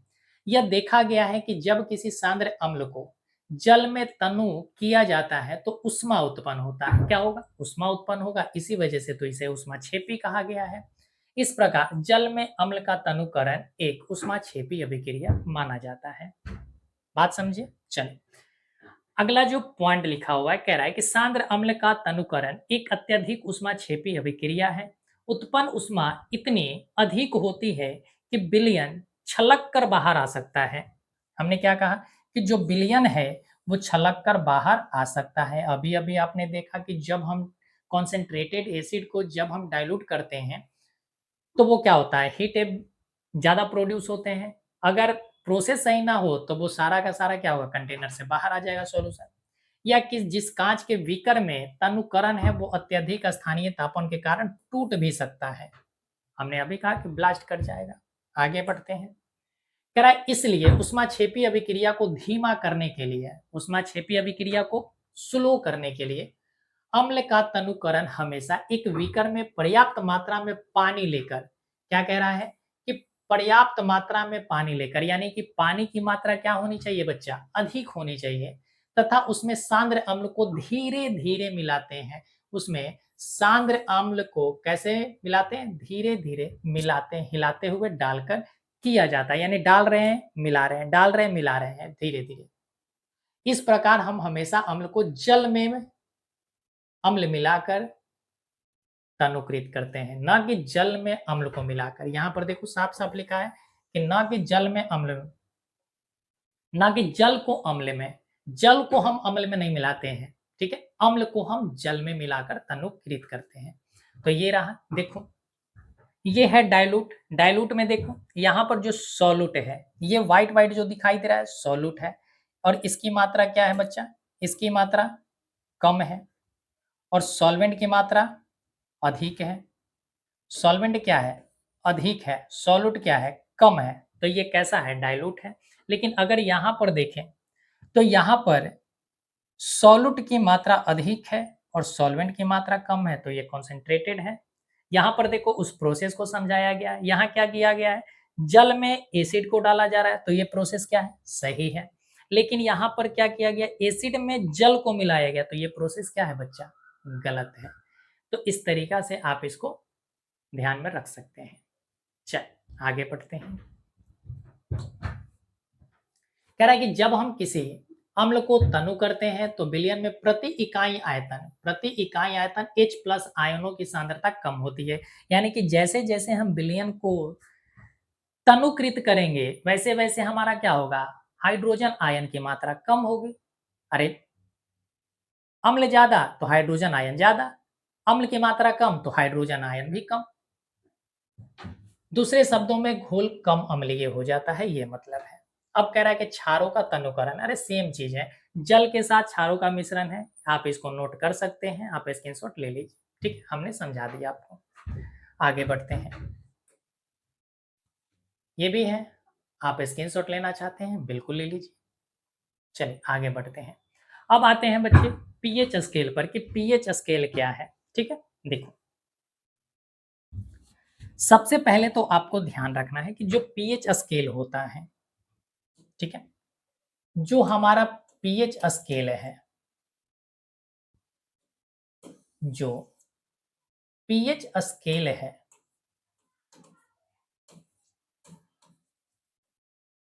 पीएच स्केल में आप पी देख रहे हैं, एच देख रहे हैं। पी का अर्थ होता है पोटेंज, पी का अर्थ होता है पोटेंज, और पोटेंज का अर्थ होता है पावर, पोटेंज का अर्थ होता है पावर, और एच का मतलब होता है हाइड्रोजन, एच का मतलब होता है हाइड्रोजन।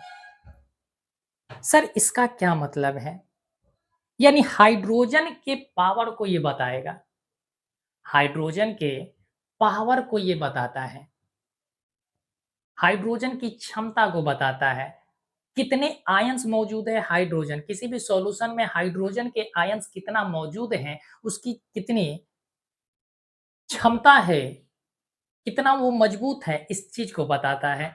तो पीएच कुछ नहीं है बच्चा, बस आप एक साधारण सी शब्दों में समझ सकते हैं कि एक ऐसा मापक यंत्र है, यंत्र तो नहीं कहेंगे बस, लेकिन समझ जाओ कि एक ऐसा मापक है जिसकी सहायता से हम किसी सॉल्यूशन के अम्लीय और क्षारीय होने का पता लगाते हैं कि वो कितना ज्यादा अम्लीय है और कितना कम अम्लीय है, कितना अधिक क्षारीय है और कितना कम क्षारीय है। इसका ये कार्य होता है। यानी पीएच की सहायता से हम पता करते हैं कि कोई भी सॉल्यूशन कितना मजबूत है और कितना वीक है। यानी पीएच जो होता है, इस पीएच की हम सहायता से कह सकते हैं बच्चा कि हम वीक और स्ट्रॉन्ग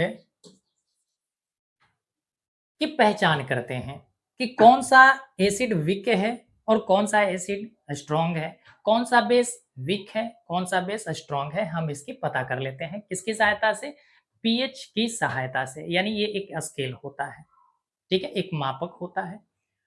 ये जो पीएच स्केल है, इसके अगर खोजकर्ता की अगर हम बात करें तो इसके खोज करने वाले वैज्ञानिक जो थे, खोजकर्ता जो है वो सोरेनसन थे,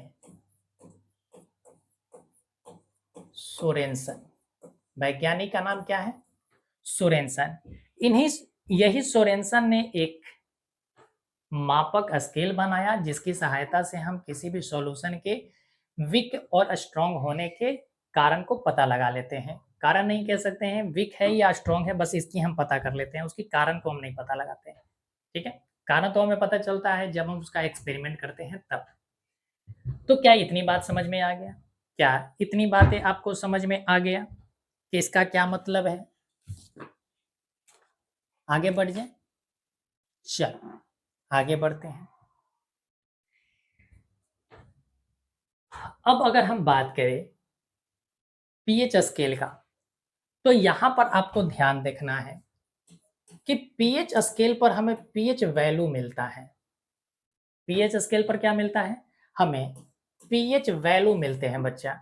और किसी भी सॉल्यूशन का अगर पीएच वैल्यू अधिक होगा,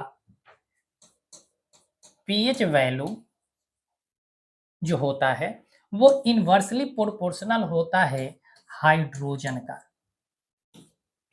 किसका इनवर्सली प्रोपोर्शनल होता है? हाइड्रोजन का। यानी कि जिसमें हाइड्रोजन कहने का मतलब कि हाइड्रोजन आयंस की हम बात कर रहे हैं, ठीक है, किसकी बात कर रहे हैं? हाइड्रोजन आयंस की। यानी पीएच स्केल जो है हाइड्रोजन आयंस की बात बताता है। पीएच वैल्यू जो होता है वो इनवर्सली यानी कि उल्टा होता है हाइड्रोजन आयंस के। यानी कि अगर पीएच वैल्यू पर अगर माप अधिक है, जैसे जैसे पीएच में वैल्यू बढ़ेगा वैसे वैसे हाइड्रोजन आयंस की मात्रा कम होगी और वो सॉल्यूशन उतना ही वीक होगा। अगर हाइड्रोजन आयन कम है तो इसका मतलब सॉल्यूशन वीक है, उसका इसका मतलब क्या है कि सॉल्यूशन वीक है। तो पीएच वैल्यू अगर बढ़ रहा है तो हाइड्रोजन आयंस कम होंगे और जैसे जैसे पीएच वैल्यू कम होगा हाइड्रोजन आयंस बढ़ेंगे। तो यहाँ पर अब आपको ध्यान देकर नोट करना है कि अगर बच्चा पीएच वैल्यू अगर बढ़ा, पीएच वैल्यू अगर बढ़ा तो H प्लस आयन जो है वो कम हो जाएंगे, H प्लस आयंस कम हो जाएंगे। और जब H प्लस आयंस कम होंगे इसका मतलब कि वो जो एसिड या सो एसिड जो होगा वो कैसा एसिड होगा बच्चा? तो वीक एसिड होगा। कैसा एसिड होगा? वीक एसिड होगा। इसी तरीका से एक और भी पॉइंट आपको ध्यान रखना है, क्या है? देखो, अगर पीएच वैल्यू कम है और H प्लस आयन, अगर पीएच वैल्यू कम हो रहा है तो H प्लस आयन अधिक होगा। अगर ऐसा है तो वो स्ट्रॉन्ग एसिड होगा। वो कैसा एसिड होगा? स्ट्रॉन्ग एसिड होगा सर। कैसा एसिड होगा? स्ट्रॉन्ग एसिड होगा। तो यहां से आपको सारी बातें समझ में आ जानी चाहिए कि पीएच का मतलब क्या होता है। पी का मतलब होता है पोटेंस अर्थात पावर और एच का मतलब होता है हाइड्रोजन। यानी कि इस स्केल से हम पता कर लेते हैं कि हाइड्रोजन आयंस कितना अधिक है, जितना अधिक होगा उतना ही वो पावरफुल होगा और जितना कम होगा उतना ही वो कमजोर होगा। यानी जो पीएच वैल्यू होता है वो इनवर्सली प्रोपोर्शनल होता है हाइड्रोजन आयंस के। जैसे जैसे पीएच वैल्यू बढ़ते हैं यानी पीएच वैल्यू का मान अगर बढ़ा है तो हमारे एसिड वीक होंगे और जैसे जैसे हमारा पीएच वैल्यू घटेगा वैसे वैसे हमारा जो एसिड होगा वो स्ट्रॉन्ग होंगे। बात समझ गए? चलिए सर आगे बढ़ते हैं। अब ये जो पीएच स्केल होता है, जो पीएच स्केल है, इसमें जो हम मापन करते हैं, इसमें जो मापन करते हैं, मापन के लिए संख्या दी जाती है। मापन जो संख्या होता है वो 0 से लेकर 14 होते हैं। कितने होते हैं? 0 से लेकर 14 तक होते हैं। तो आ जाइए अब समझते हैं 0 से 14 का क्या मतलब है। जैसे ये हमने एक स्केल लिया, ये हमने एक स्केल लिया, इस स्केल को हमने बीचों बीच डिवाइड कर दिया, बीचों बीच हमने लगभग डिवाइड कर दिया, ये रहा बीचों बीच।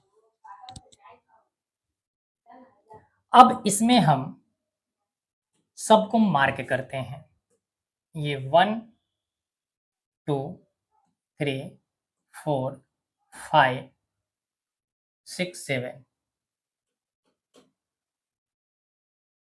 2 3 0 1 2 3 4 5 6 7 8 9 10 11 12 13 14।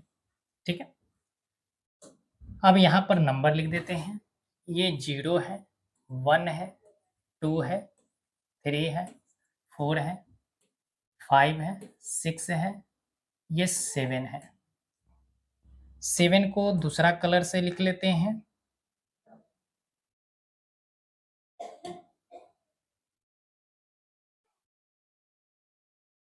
7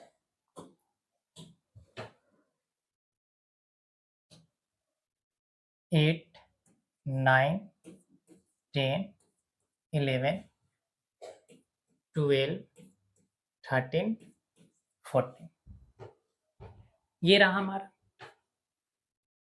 अब बच्चा जो 7 जो नंबर होता है, ये 7 नंबर न्यूट्रल को दिखाता है।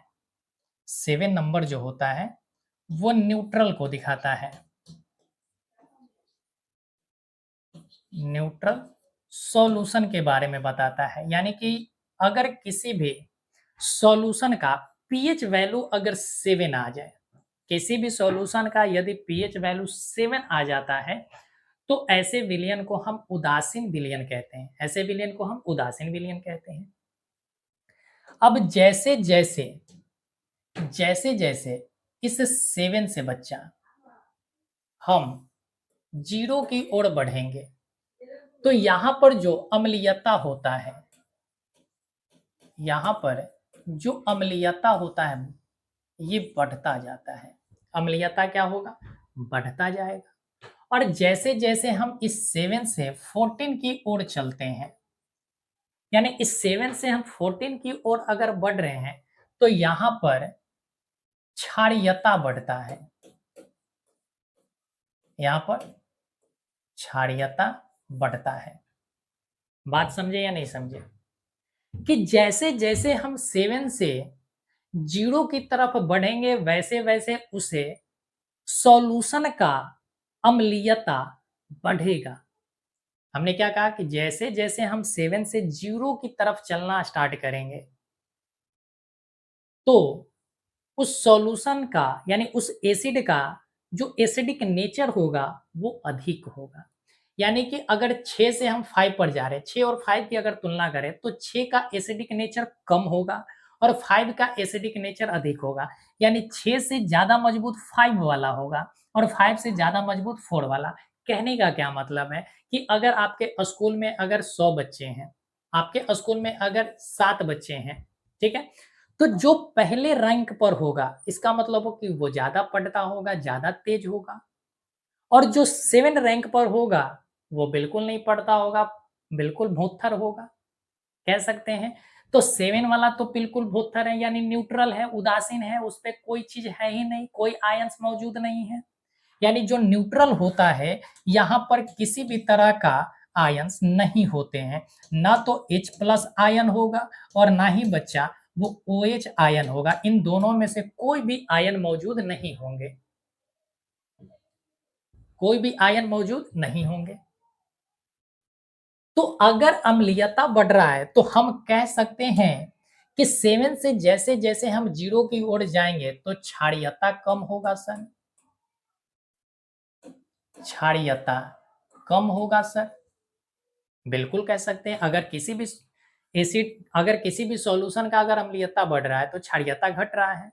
और यहाँ पर अगर क्षारीयता यानी 7 से जैसे जैसे हम 14 की ओर जाएंगे तो क्षारीयपन बढ़ेगा। कहने का क्या मतलब है कि अगर आपके क्लास में अगर 14 स्टूडेंट्स हैं तो जैसे जैसे अगर हम जाएंगे 14 की ओर यानी 7 से, देखो 0 से 7 तक जा रहे हैं या 7 से 0 तक जा रहे हैं, इसका मतलब कि हमें तेज बच्चा मिल रहा है।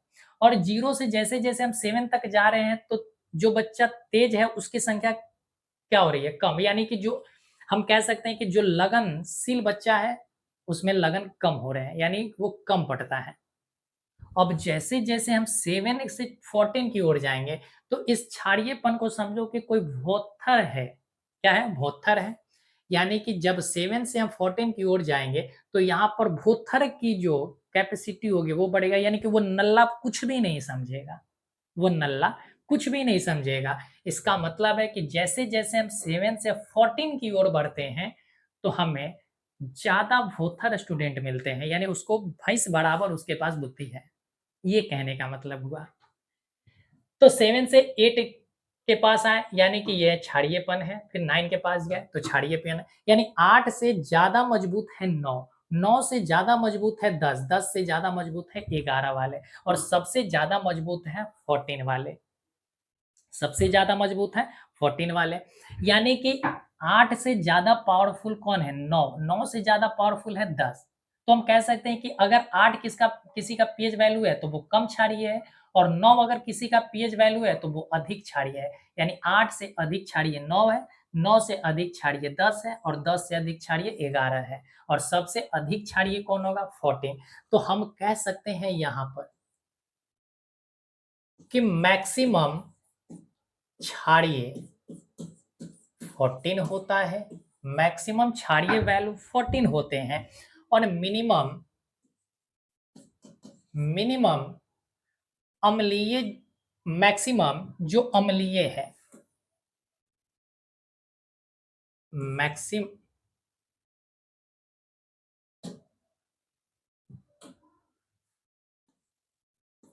मैक्सिमम जो अम्लीय होगा वो बच्चा कहां पर होगा, 0 पर होगा। और सबसे अधिक क्षारीय कहां होगा, तो आप कहेंगे वो 14 पर होंगे। चलो सर, इतनी बात समझ में आ गया सर।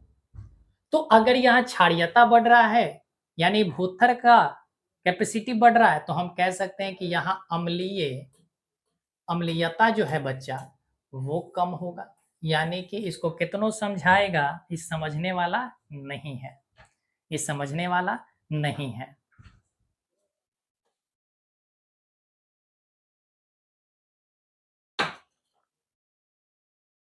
चल आगे बढ़ते हैं। अब देखो, अगर यहाँ पर अम्लीयता अधिक है, 7 से जैसे जैसे हम 0 की तरफ बढ़ रहे हैं तो एसिडिक नेचर बढ़ रहा, एसिडिक नेचर बढ़ रहा है। और एक एसिड में बच्चा क्या होता है, एक एसिड में क्या होता है, तो आप कहोगे कि सर एसिड में H प्लस आयन होता है। क्या होता है, H प्लस आयन होता है। और बेस में क्या होता है, तो बेस में OH आयन होता है, OH माइनस आयन होता है। तो जैसे जैसे हम 7 से 0 की ओर बढ़ रहे हैं तो अम्लीयता बढ़ रहा है, यानी कि एसिडिक नेचर बढ़ रहे हैं।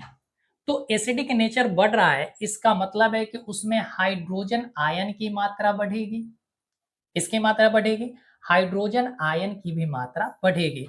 तो जैसे जैसे तुम 7 से तुम बढ़ोगे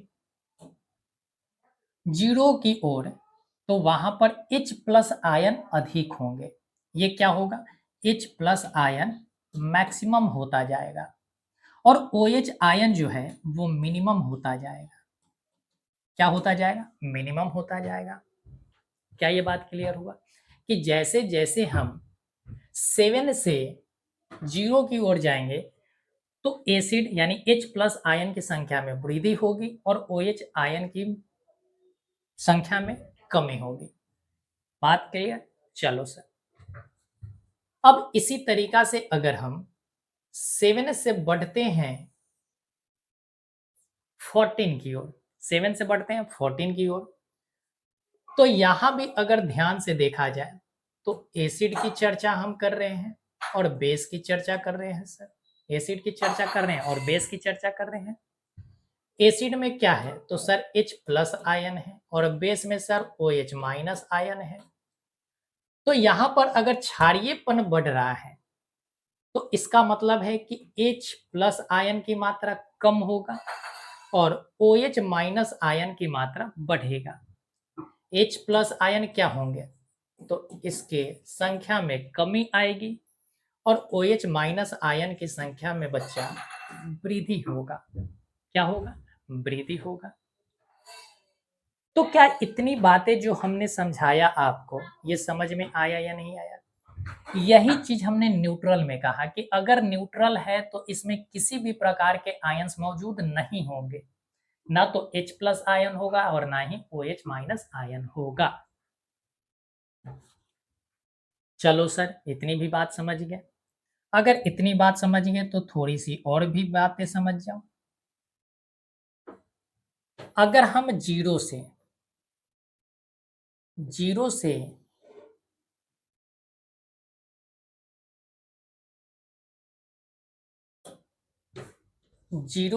अगर 3.5 के बीच चलते हैं तो यहां पर जिसका जिसका पीएच वैल्यू आएगा, जिसे सॉल्यूशन का पीएच वैल्यू 0 से लेकर 3.5 के बीच में आएंगे, इसको हम कहते हैं स्ट्रॉन्ग एसिड। इसको क्या कहते हैं? स्ट्रॉन्ग एसिड कहेंगे और वीक बेस कहेंगे। वीक बेस कहेंगे। स्ट्रॉन्ग एसिड कहो और इसे वीक बेस कहो। हालांकि आप समझ गए, यहां पर हमने समझा दिया है, तो बेस लिखने का कोई मतलब बनता नहीं है। ठीक है, चलो अब आगे बढ़ते हैं। अब जैसे जैसे हम 3.5 से हम चले 7 के पास, 3.5 से हम 7 के पास चले, तो यहां पर आप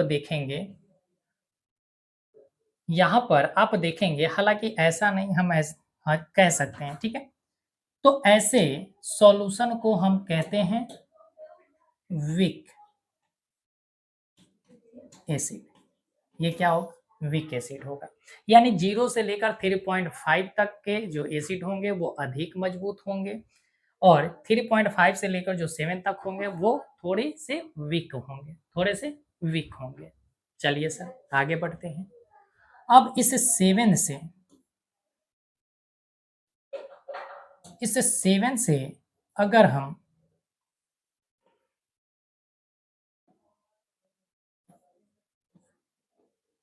10.5 तक चले, कहां तक चले?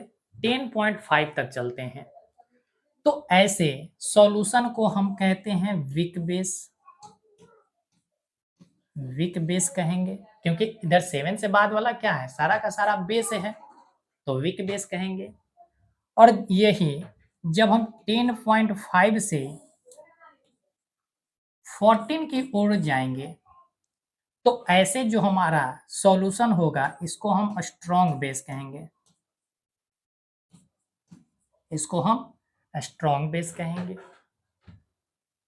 तो ये था हमारा पूरा का पूरा पीएच का कंसेप्ट, कि अगर किसी भी सॉल्यूशन का पीएच वैल्यू अगर 7 आया है तो इसका मतलब है कि वो न्यूट्रल है, सॉल्यूशन है, यानी कि वो एक उदासीन विलयन है, यानी इसमें किसी भी प्रकार के आयंस मौजूद नहीं है, ना तो H प्लस आयन है और ना ही OH माइनस आयन है। पहली पॉइंट।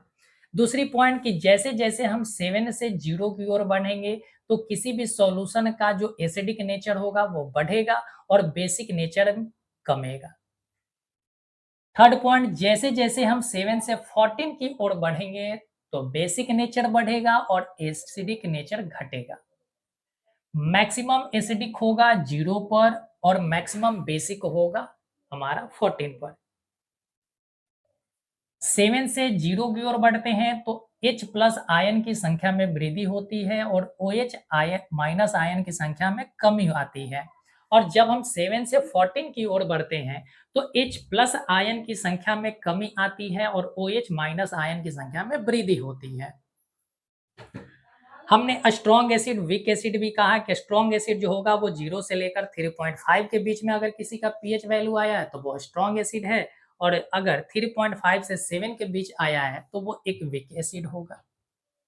इसी तरीका से 7 से अगर 10.5 के बीच में कोई वैल्यू आया है तो हम उसे वीक बेस कहेंगे, और अगर 10.5 से 14 के बीच में कोई वैल्यू आया है तो हम उसे स्ट्रॉन्ग बेस की श्रेणी में रखते हैं। क्या इतनी पॉइंट क्लियर हुआ?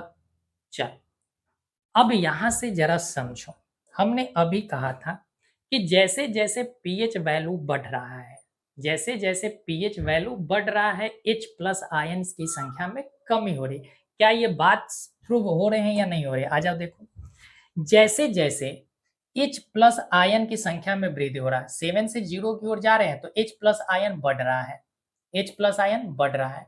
तो क्या पीएच वैल्यू में देखो तो क्या पीएच वैल्यू में कमी आ रहा है या नहीं आ रहा है? अरे बिल्कुल आ रहा है। यहां देखो ना, यहां देखो, H प्लस आयन में क्या है? वृद्धि है, तो पीएच वैल्यू में क्या है?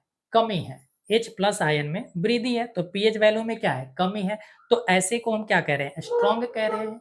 और जैसे जैसे पीएच वैल्यू बढ़ रहा है तो H प्लस आयन कम रहा है तो ऐसे को हम वीक कह रहे हैं। आ जाओ देखो, इधर आ जाओ, H प्लस आयन कम हुआ तो आप देख पा रहे हैं कि यहाँ पर जो वैल्यू है पीएच पर वो बढ़ा है, 7 से 14 की ओर गया है तो संख्या में वृद्धि हुआ है। तो यहाँ पर क्या हो गया? वीक एसिड हुआ। क्या हुआ? Weak acid. इधर जा रहे हैं तो एसिडिक नेचर कम हो रहा है, और इधर जा रहे हैं तो हमारा एसिडिक नेचर बढ़ रहा है। यही था हमारा पूरा का पूरा पीएच स्केल का कंसेप्ट था बच्चा।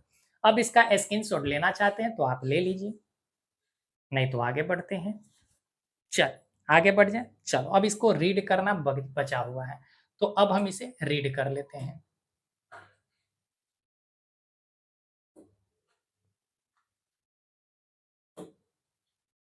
अब हम इसे रीड कर लेते हैं।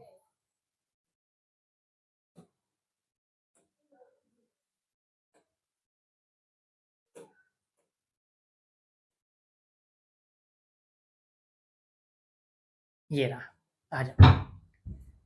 पीएच स्केल कह रहा है कि डेनिस जैव रसायनज्ञ, यानी कि डेनिस एक रसायन वैज्ञानिक थे जिनका नाम था सोरेनसन, जो 1909 ईस्वी में 1909 ईस्वी में H आयनों की मोलर सांद्रता, यानी पीएच वैल्यू पर हम किसी भी सॉल्यूशन के मोलर सांद्रता को दिखाते हैं, ठीक है, उसको पीएच के रूप में व्यक्त करने की एक विधि सुझाई थी, जिसका डेनिश भाषा में अर्थ है हाइड्रोजन की क्षमता, अर्थात H आयनों की शक्ति कितनी है, ये पीएच वैल्यू पर उन्होंने बताया था। इसे इस प्रकार परिभाषित किया गया है। कह रहा है कि पीएच एक संख्यात्मक मापक है। ये क्या है? एक संख्या में मेजरमेंट करने वाला एक मापक है, ठीक है। अच्छा, ये भी ध्यान रखना बच्चा कि पीएच स्केल का कोई भी मात्रक नहीं होता है, इसका कोई भी मात्रक नहीं होता है, इस बात को ध्यान रखिएगा। ये जो है मात्रकहीन है।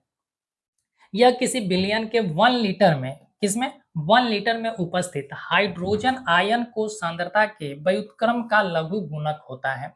यानी कि ये अगर किसी 1 लीटर बिलियन ले तो उसमें जो हाइड्रोजन होगा, हाइड्रोजन आयन होगा, उसके सांद्रण के क्या होगा? व्युत्क्रम जो होगा उसी का लघु गुणक होगा।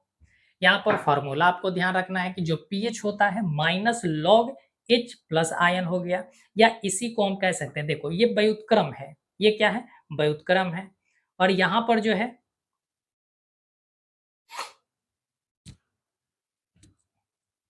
ये रहा pH minus log 1/H plus ion है, ठीक है। यहां पर थोड़ा सा माइनस यहां पर लगा लीजिएगा, क्योंकि हमने इसी चीज को पलट कर लिखा है तो H प्लस के ऊपर क्या लगा देना है? माइनस लगा देना है। तो यहाँ पर ये दोनों फॉर्मूला आपको ध्यान रखना है, तो एक ही चीज, लेकिन लिखने के दो तरीके हैं। आगे बढ़ते हैं।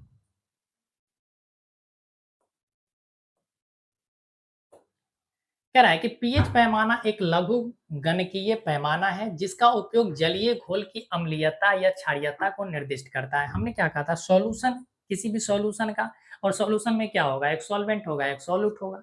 सॉल्यूट में क्या होगा, एसिड होगा। सॉल्वेंट में क्या होगा, जल होगा सर। तो ये कह रहा है कि जिसका उपयोग जलीय घोल की अम्लीयता, किसकी घोल, जलीय घोल की अम्लीयता और क्षारीयता को निर्दिष्ट करने के लिए किया जाता है।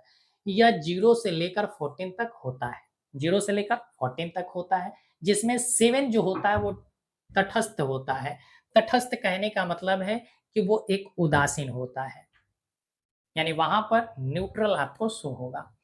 किसी भी विलयन अगर उदासीन है, अम्लीय है या क्षारीय है, इसके लिए H ion, H plus ion सांद्रता और OH माइनस आयन सांद्रता का जो गुणनफल होता है वो हमेशा स्थिर रहेगा। इन दोनों का जो गुणनफल होगा वो स्थिर रहेगा। इस पॉइंट को अच्छे ढंग से नोट करना कि अगर कोई भी विलयन है तो उसका एसिडिक हो चाहे बेसिक हो या तो वो न्यूट्रल नेचर का हो, उसका H प्लस आयन और OH माइनस आयन का जो गुणनफल होता है वो हमेशा स्थिर होता है।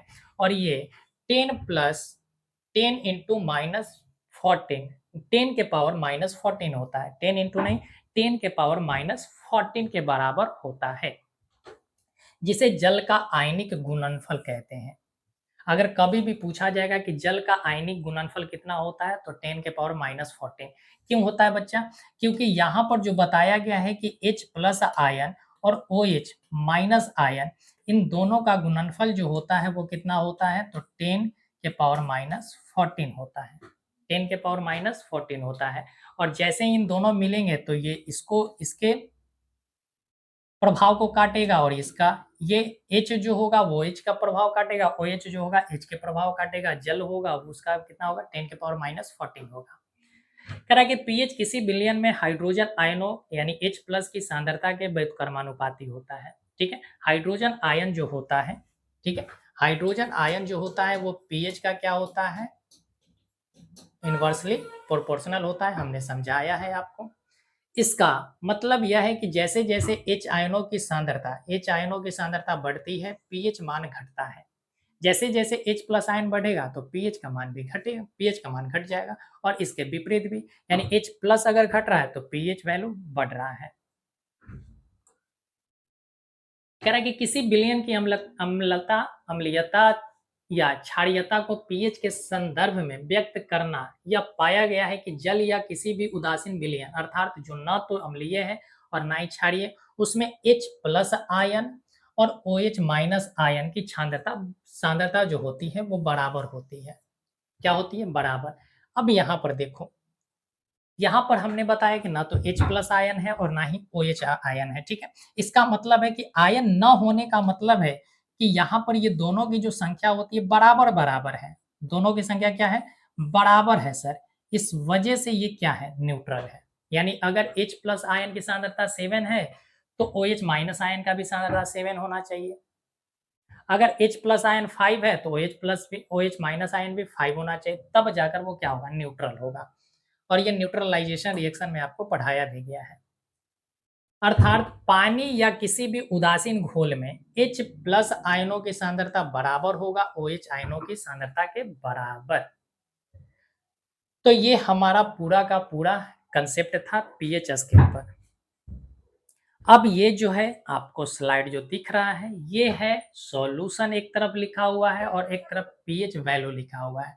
यानी कि इस सॉल्यूशन का कितना पीएच मान होता है ये आपको जानना है। ठीक है, चलो एक बार पढ़ लेते हैं। आप इसका पहले स्क्रीनशॉट ले लीजिए और इसको याद करने का प्रयास कीजिएगा, क्योंकि बार बार एग्जाम में पूछे जाते हैं। जो एग्जाम में पूछे जाते हैं उसको हम स्टार करते हुए जाएंगे, स्टार मार्क करते हुए जाएंगे, ताकि आपको उस पर ज्यादा फोकस करके चलना होगा। आ जाओ। सबसे पहला है HCl। HCl को हम कहते हैं हाइड्रोक्लोरिक अम्ल। HCl को हम क्या कहते हैं, हाइड्रोक्लोरिक अम्ल कहते हैं। तो हाइड्रोक्लोरिक अम्ल जो है उसका पीएच वैल्यू कितना होता है, 1 होता है। पीएच वैल्यू कितना होता है, 1 होता है। तो इस बात को ध्यान, स्टार लगा दिए, इसका मतलब कि इंपॉर्टेंट है। स्टार लगा दिए, इंपॉर्टेंट है। अगला है गैस्ट्रिक जूस, जिसे हम जठर रस कहते हैं। जठर रस का पीएच वैल्यू होता है 1.4। जठर रस का पीएच वैल्यू होता है 1.4। ये भी बार बार एग्जाम में पूछे जाते हैं। तो HCl 1 है, गैस्ट्रिक जूस आपका 1.4 होता है। इसी तरीका से लेमन जूस है, यानी कि जो नींबू का रस होता है, लेमन जूस का मतलब है नींबू रस।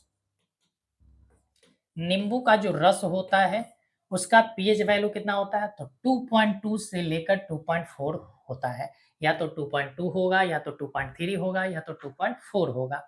ठीक है, तो नींबू का भी आपको ध्यान रखना है। तो नींबू का पीएच वैल्यू कितना होता है, नींबू रस का पीएच वैल्यू कितना होता है, 2.2 से लेकर 2.4। ये भी आपके लिए इंपॉर्टेंट है। सिरका, सिरका का जो पीएच वैल्यू होता है वो आपका 2.4 से लेकर 3.4 के बीच होता है, या ये भी हो सकते हैं। सिरका जिसे हम विनेगर कहते हैं, तो विनेगर का कितना है, 2.4 से लेकर 3.4 होता है। कॉफी का पीएच वैल्यू 4.5 से लेकर 5.5 के बीच होता है। सॉफ्ट ड्रिंक का होता है 3 से लेकर 6 के बीच में। क्या होते हैं, सॉफ्ट ड्रिंक का 3 से लेकर 6 के बीच में। ब्लड का पीएच वैल्यू पूछा जाता है कि ब्लड या टीयर्स, टीयर्स का मतलब होता है आंसू, टीयर्स का अर्थ होता है बच्चा आंसू। आंसू का जो पीएच होता है वो कितना होता है, 7.4। और जो ब्लड होता है, ब्लड का भी पीएच वैल्यू 7.4 होते हैं। मिल्क का भी पूछा जाता है कि मिल्क का पीएच वैल्यू कितना होता है, तो 6.3 से 6.8 के बीच में होता है। अब देखो यहाँ पर जितने सारे आपको दिखाई दे रहे हैं, ये हमारा एसिडिक ने 1, 1.4, 2.2, 2.4, 4.5, 3 to 6, ये सभी के सभी क्या है, एसिडिक नेचर का है। 7.4 क्या है, हमारा क्षारीय नेचर। तो ब्लड और आंसू जो होता है हमारा क्षारीय प्रकृति का होता है। मिल्क जो है अम्लीय प्रकृति का है। प्योर वाटर, प्योर वाटर जिसे हम कहते हैं शुद्ध पानी, शुद्ध जल कहते हैं। शुद्ध जल में कोई भी आयंस नहीं होते हैं, तो उसका पीएच वैल्यू कितना होता है, 7 होता है। तो उधर से आपको 6 जो है, 6 सॉल्यूशन के आपके पीएच वैल्यू याद रखना है। HCl होता है 1 होता है, जठर रस का 1.4 है, लेमन जूस का 2.2 से 2.4 है, विनेगर का 2.4 से 3.4 है। इसी तरीका से अगर बात करें ब्लड और टीयर्स का तो 7.4 है, मिल्क का 6.3 से 6.8 है, और प्योर वाटर का 7 होता है। ठीक है, 7 उधर हो गया। टमाटो जूस यानी कि जो टमाटर का जूस है वो 4 से लेकर 4.4 होता है। जो टूथपेस्ट है हमारा, टूथ जो हमारा टूथपेस्ट है उसका पीएच वैल्यू 8 होता है, ये आपको ध्यान रखना है। बेकिंग सोडा का पीएच वैल्यू 8.5 होता है, ये भी ध्यान रखना है। वॉशिंग सोडा का पीएच वैल्यू 9 होता है। हमारा स्लाइवा जो है यानी जो लार है उसका पीएच वैल्यू 6.5 से लेकर 7.5 के बीच में होता है। इसी तरीका से मिल्क ऑफ मैग्नीशिया जो है, जो हमारा एक एंटा एसिड कहलाता है, इसका पीएच वैल्यू भी कितना है, 10.5 होता है। अमोनिया का पीएच वैल्यू 11.6 होते हैं। इसी तरीका से अगर NaOH बोला जाए, कास्टिक सोडा, इसे हम कॉस्टिक सोडा भी बोलते हैं, कॉस्टिक सोडा भी कहते हैं। कॉस्टिक सोडा का पीएच वैल्यू 13 to 14 होते हैं। यूरिन का भी पीएच वैल्यू पूछा जाता है कि हमारे मूत्र का पीएच वैल्यू कितना होता है, तो 5.5 से लेकर 7.5 के तक कुछ भी हो सकता है। तो बच्चे ये थे हमारे सारे के सारे सॉल्यूशन और उसका पीएच वैल्यू था। होपफुली कि आपको आज का लेक्चर पसंद आया होगा। आप इसका स्क्रीनशॉट लेना चाहते हैं तो बिल्कुल ले लीजिए, आप इसको नोट कर लीजिएगा, आप याद इसको अवश्य कीजिएगा, क्योंकि एग्जाम में ये बार बार पूछे जाते हैं। तो होपफुली बच्चा कि आपको पूरा का पूरा लेक्चर आपके दिमाग में बैठ गया होगा। क्या होता है कॉन्सेंट्रेटेड एसिड, क्या होते हैं कॉन्सेंट्रेटेड बेस, क्या होता है डाइल्यूट एसिड, क्या होते हैं डाइल्यूट बेस, ये सभी प्रोसेस आपको समझ में आ गया होगा कि कैसे हम कॉन्सेंट्रेटेड सॉल्यूशन को डाइल्यूट सॉल्यूशन में चेंज करते हैं। इन सभी प्रोसेस को हमने आपको बेहतर ढंग से समझाया है।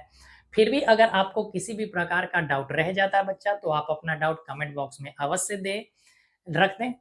प्रयास किया जाएगा कि आपके कमेंट का हम जवाब अवश्य दें। ठीक है, आपकी इस समस्या का निदान अवश्य करने का हम प्रयास करेंगे। ठीक है, तो चलिए बच्चा, एक बार अगर आप चैनल को सब्सक्राइब नहीं किए हैं तो चैनल सब्सक्राइब कर लीजिएगा, बेल आइकन दबा लीजिएगा, साथ ही साथ अपने दोस्तों के साथ भी वीडियो को शेयर कर दीजिए ताकि उनको भी बेहतरीन एजुकेशन मिल सके।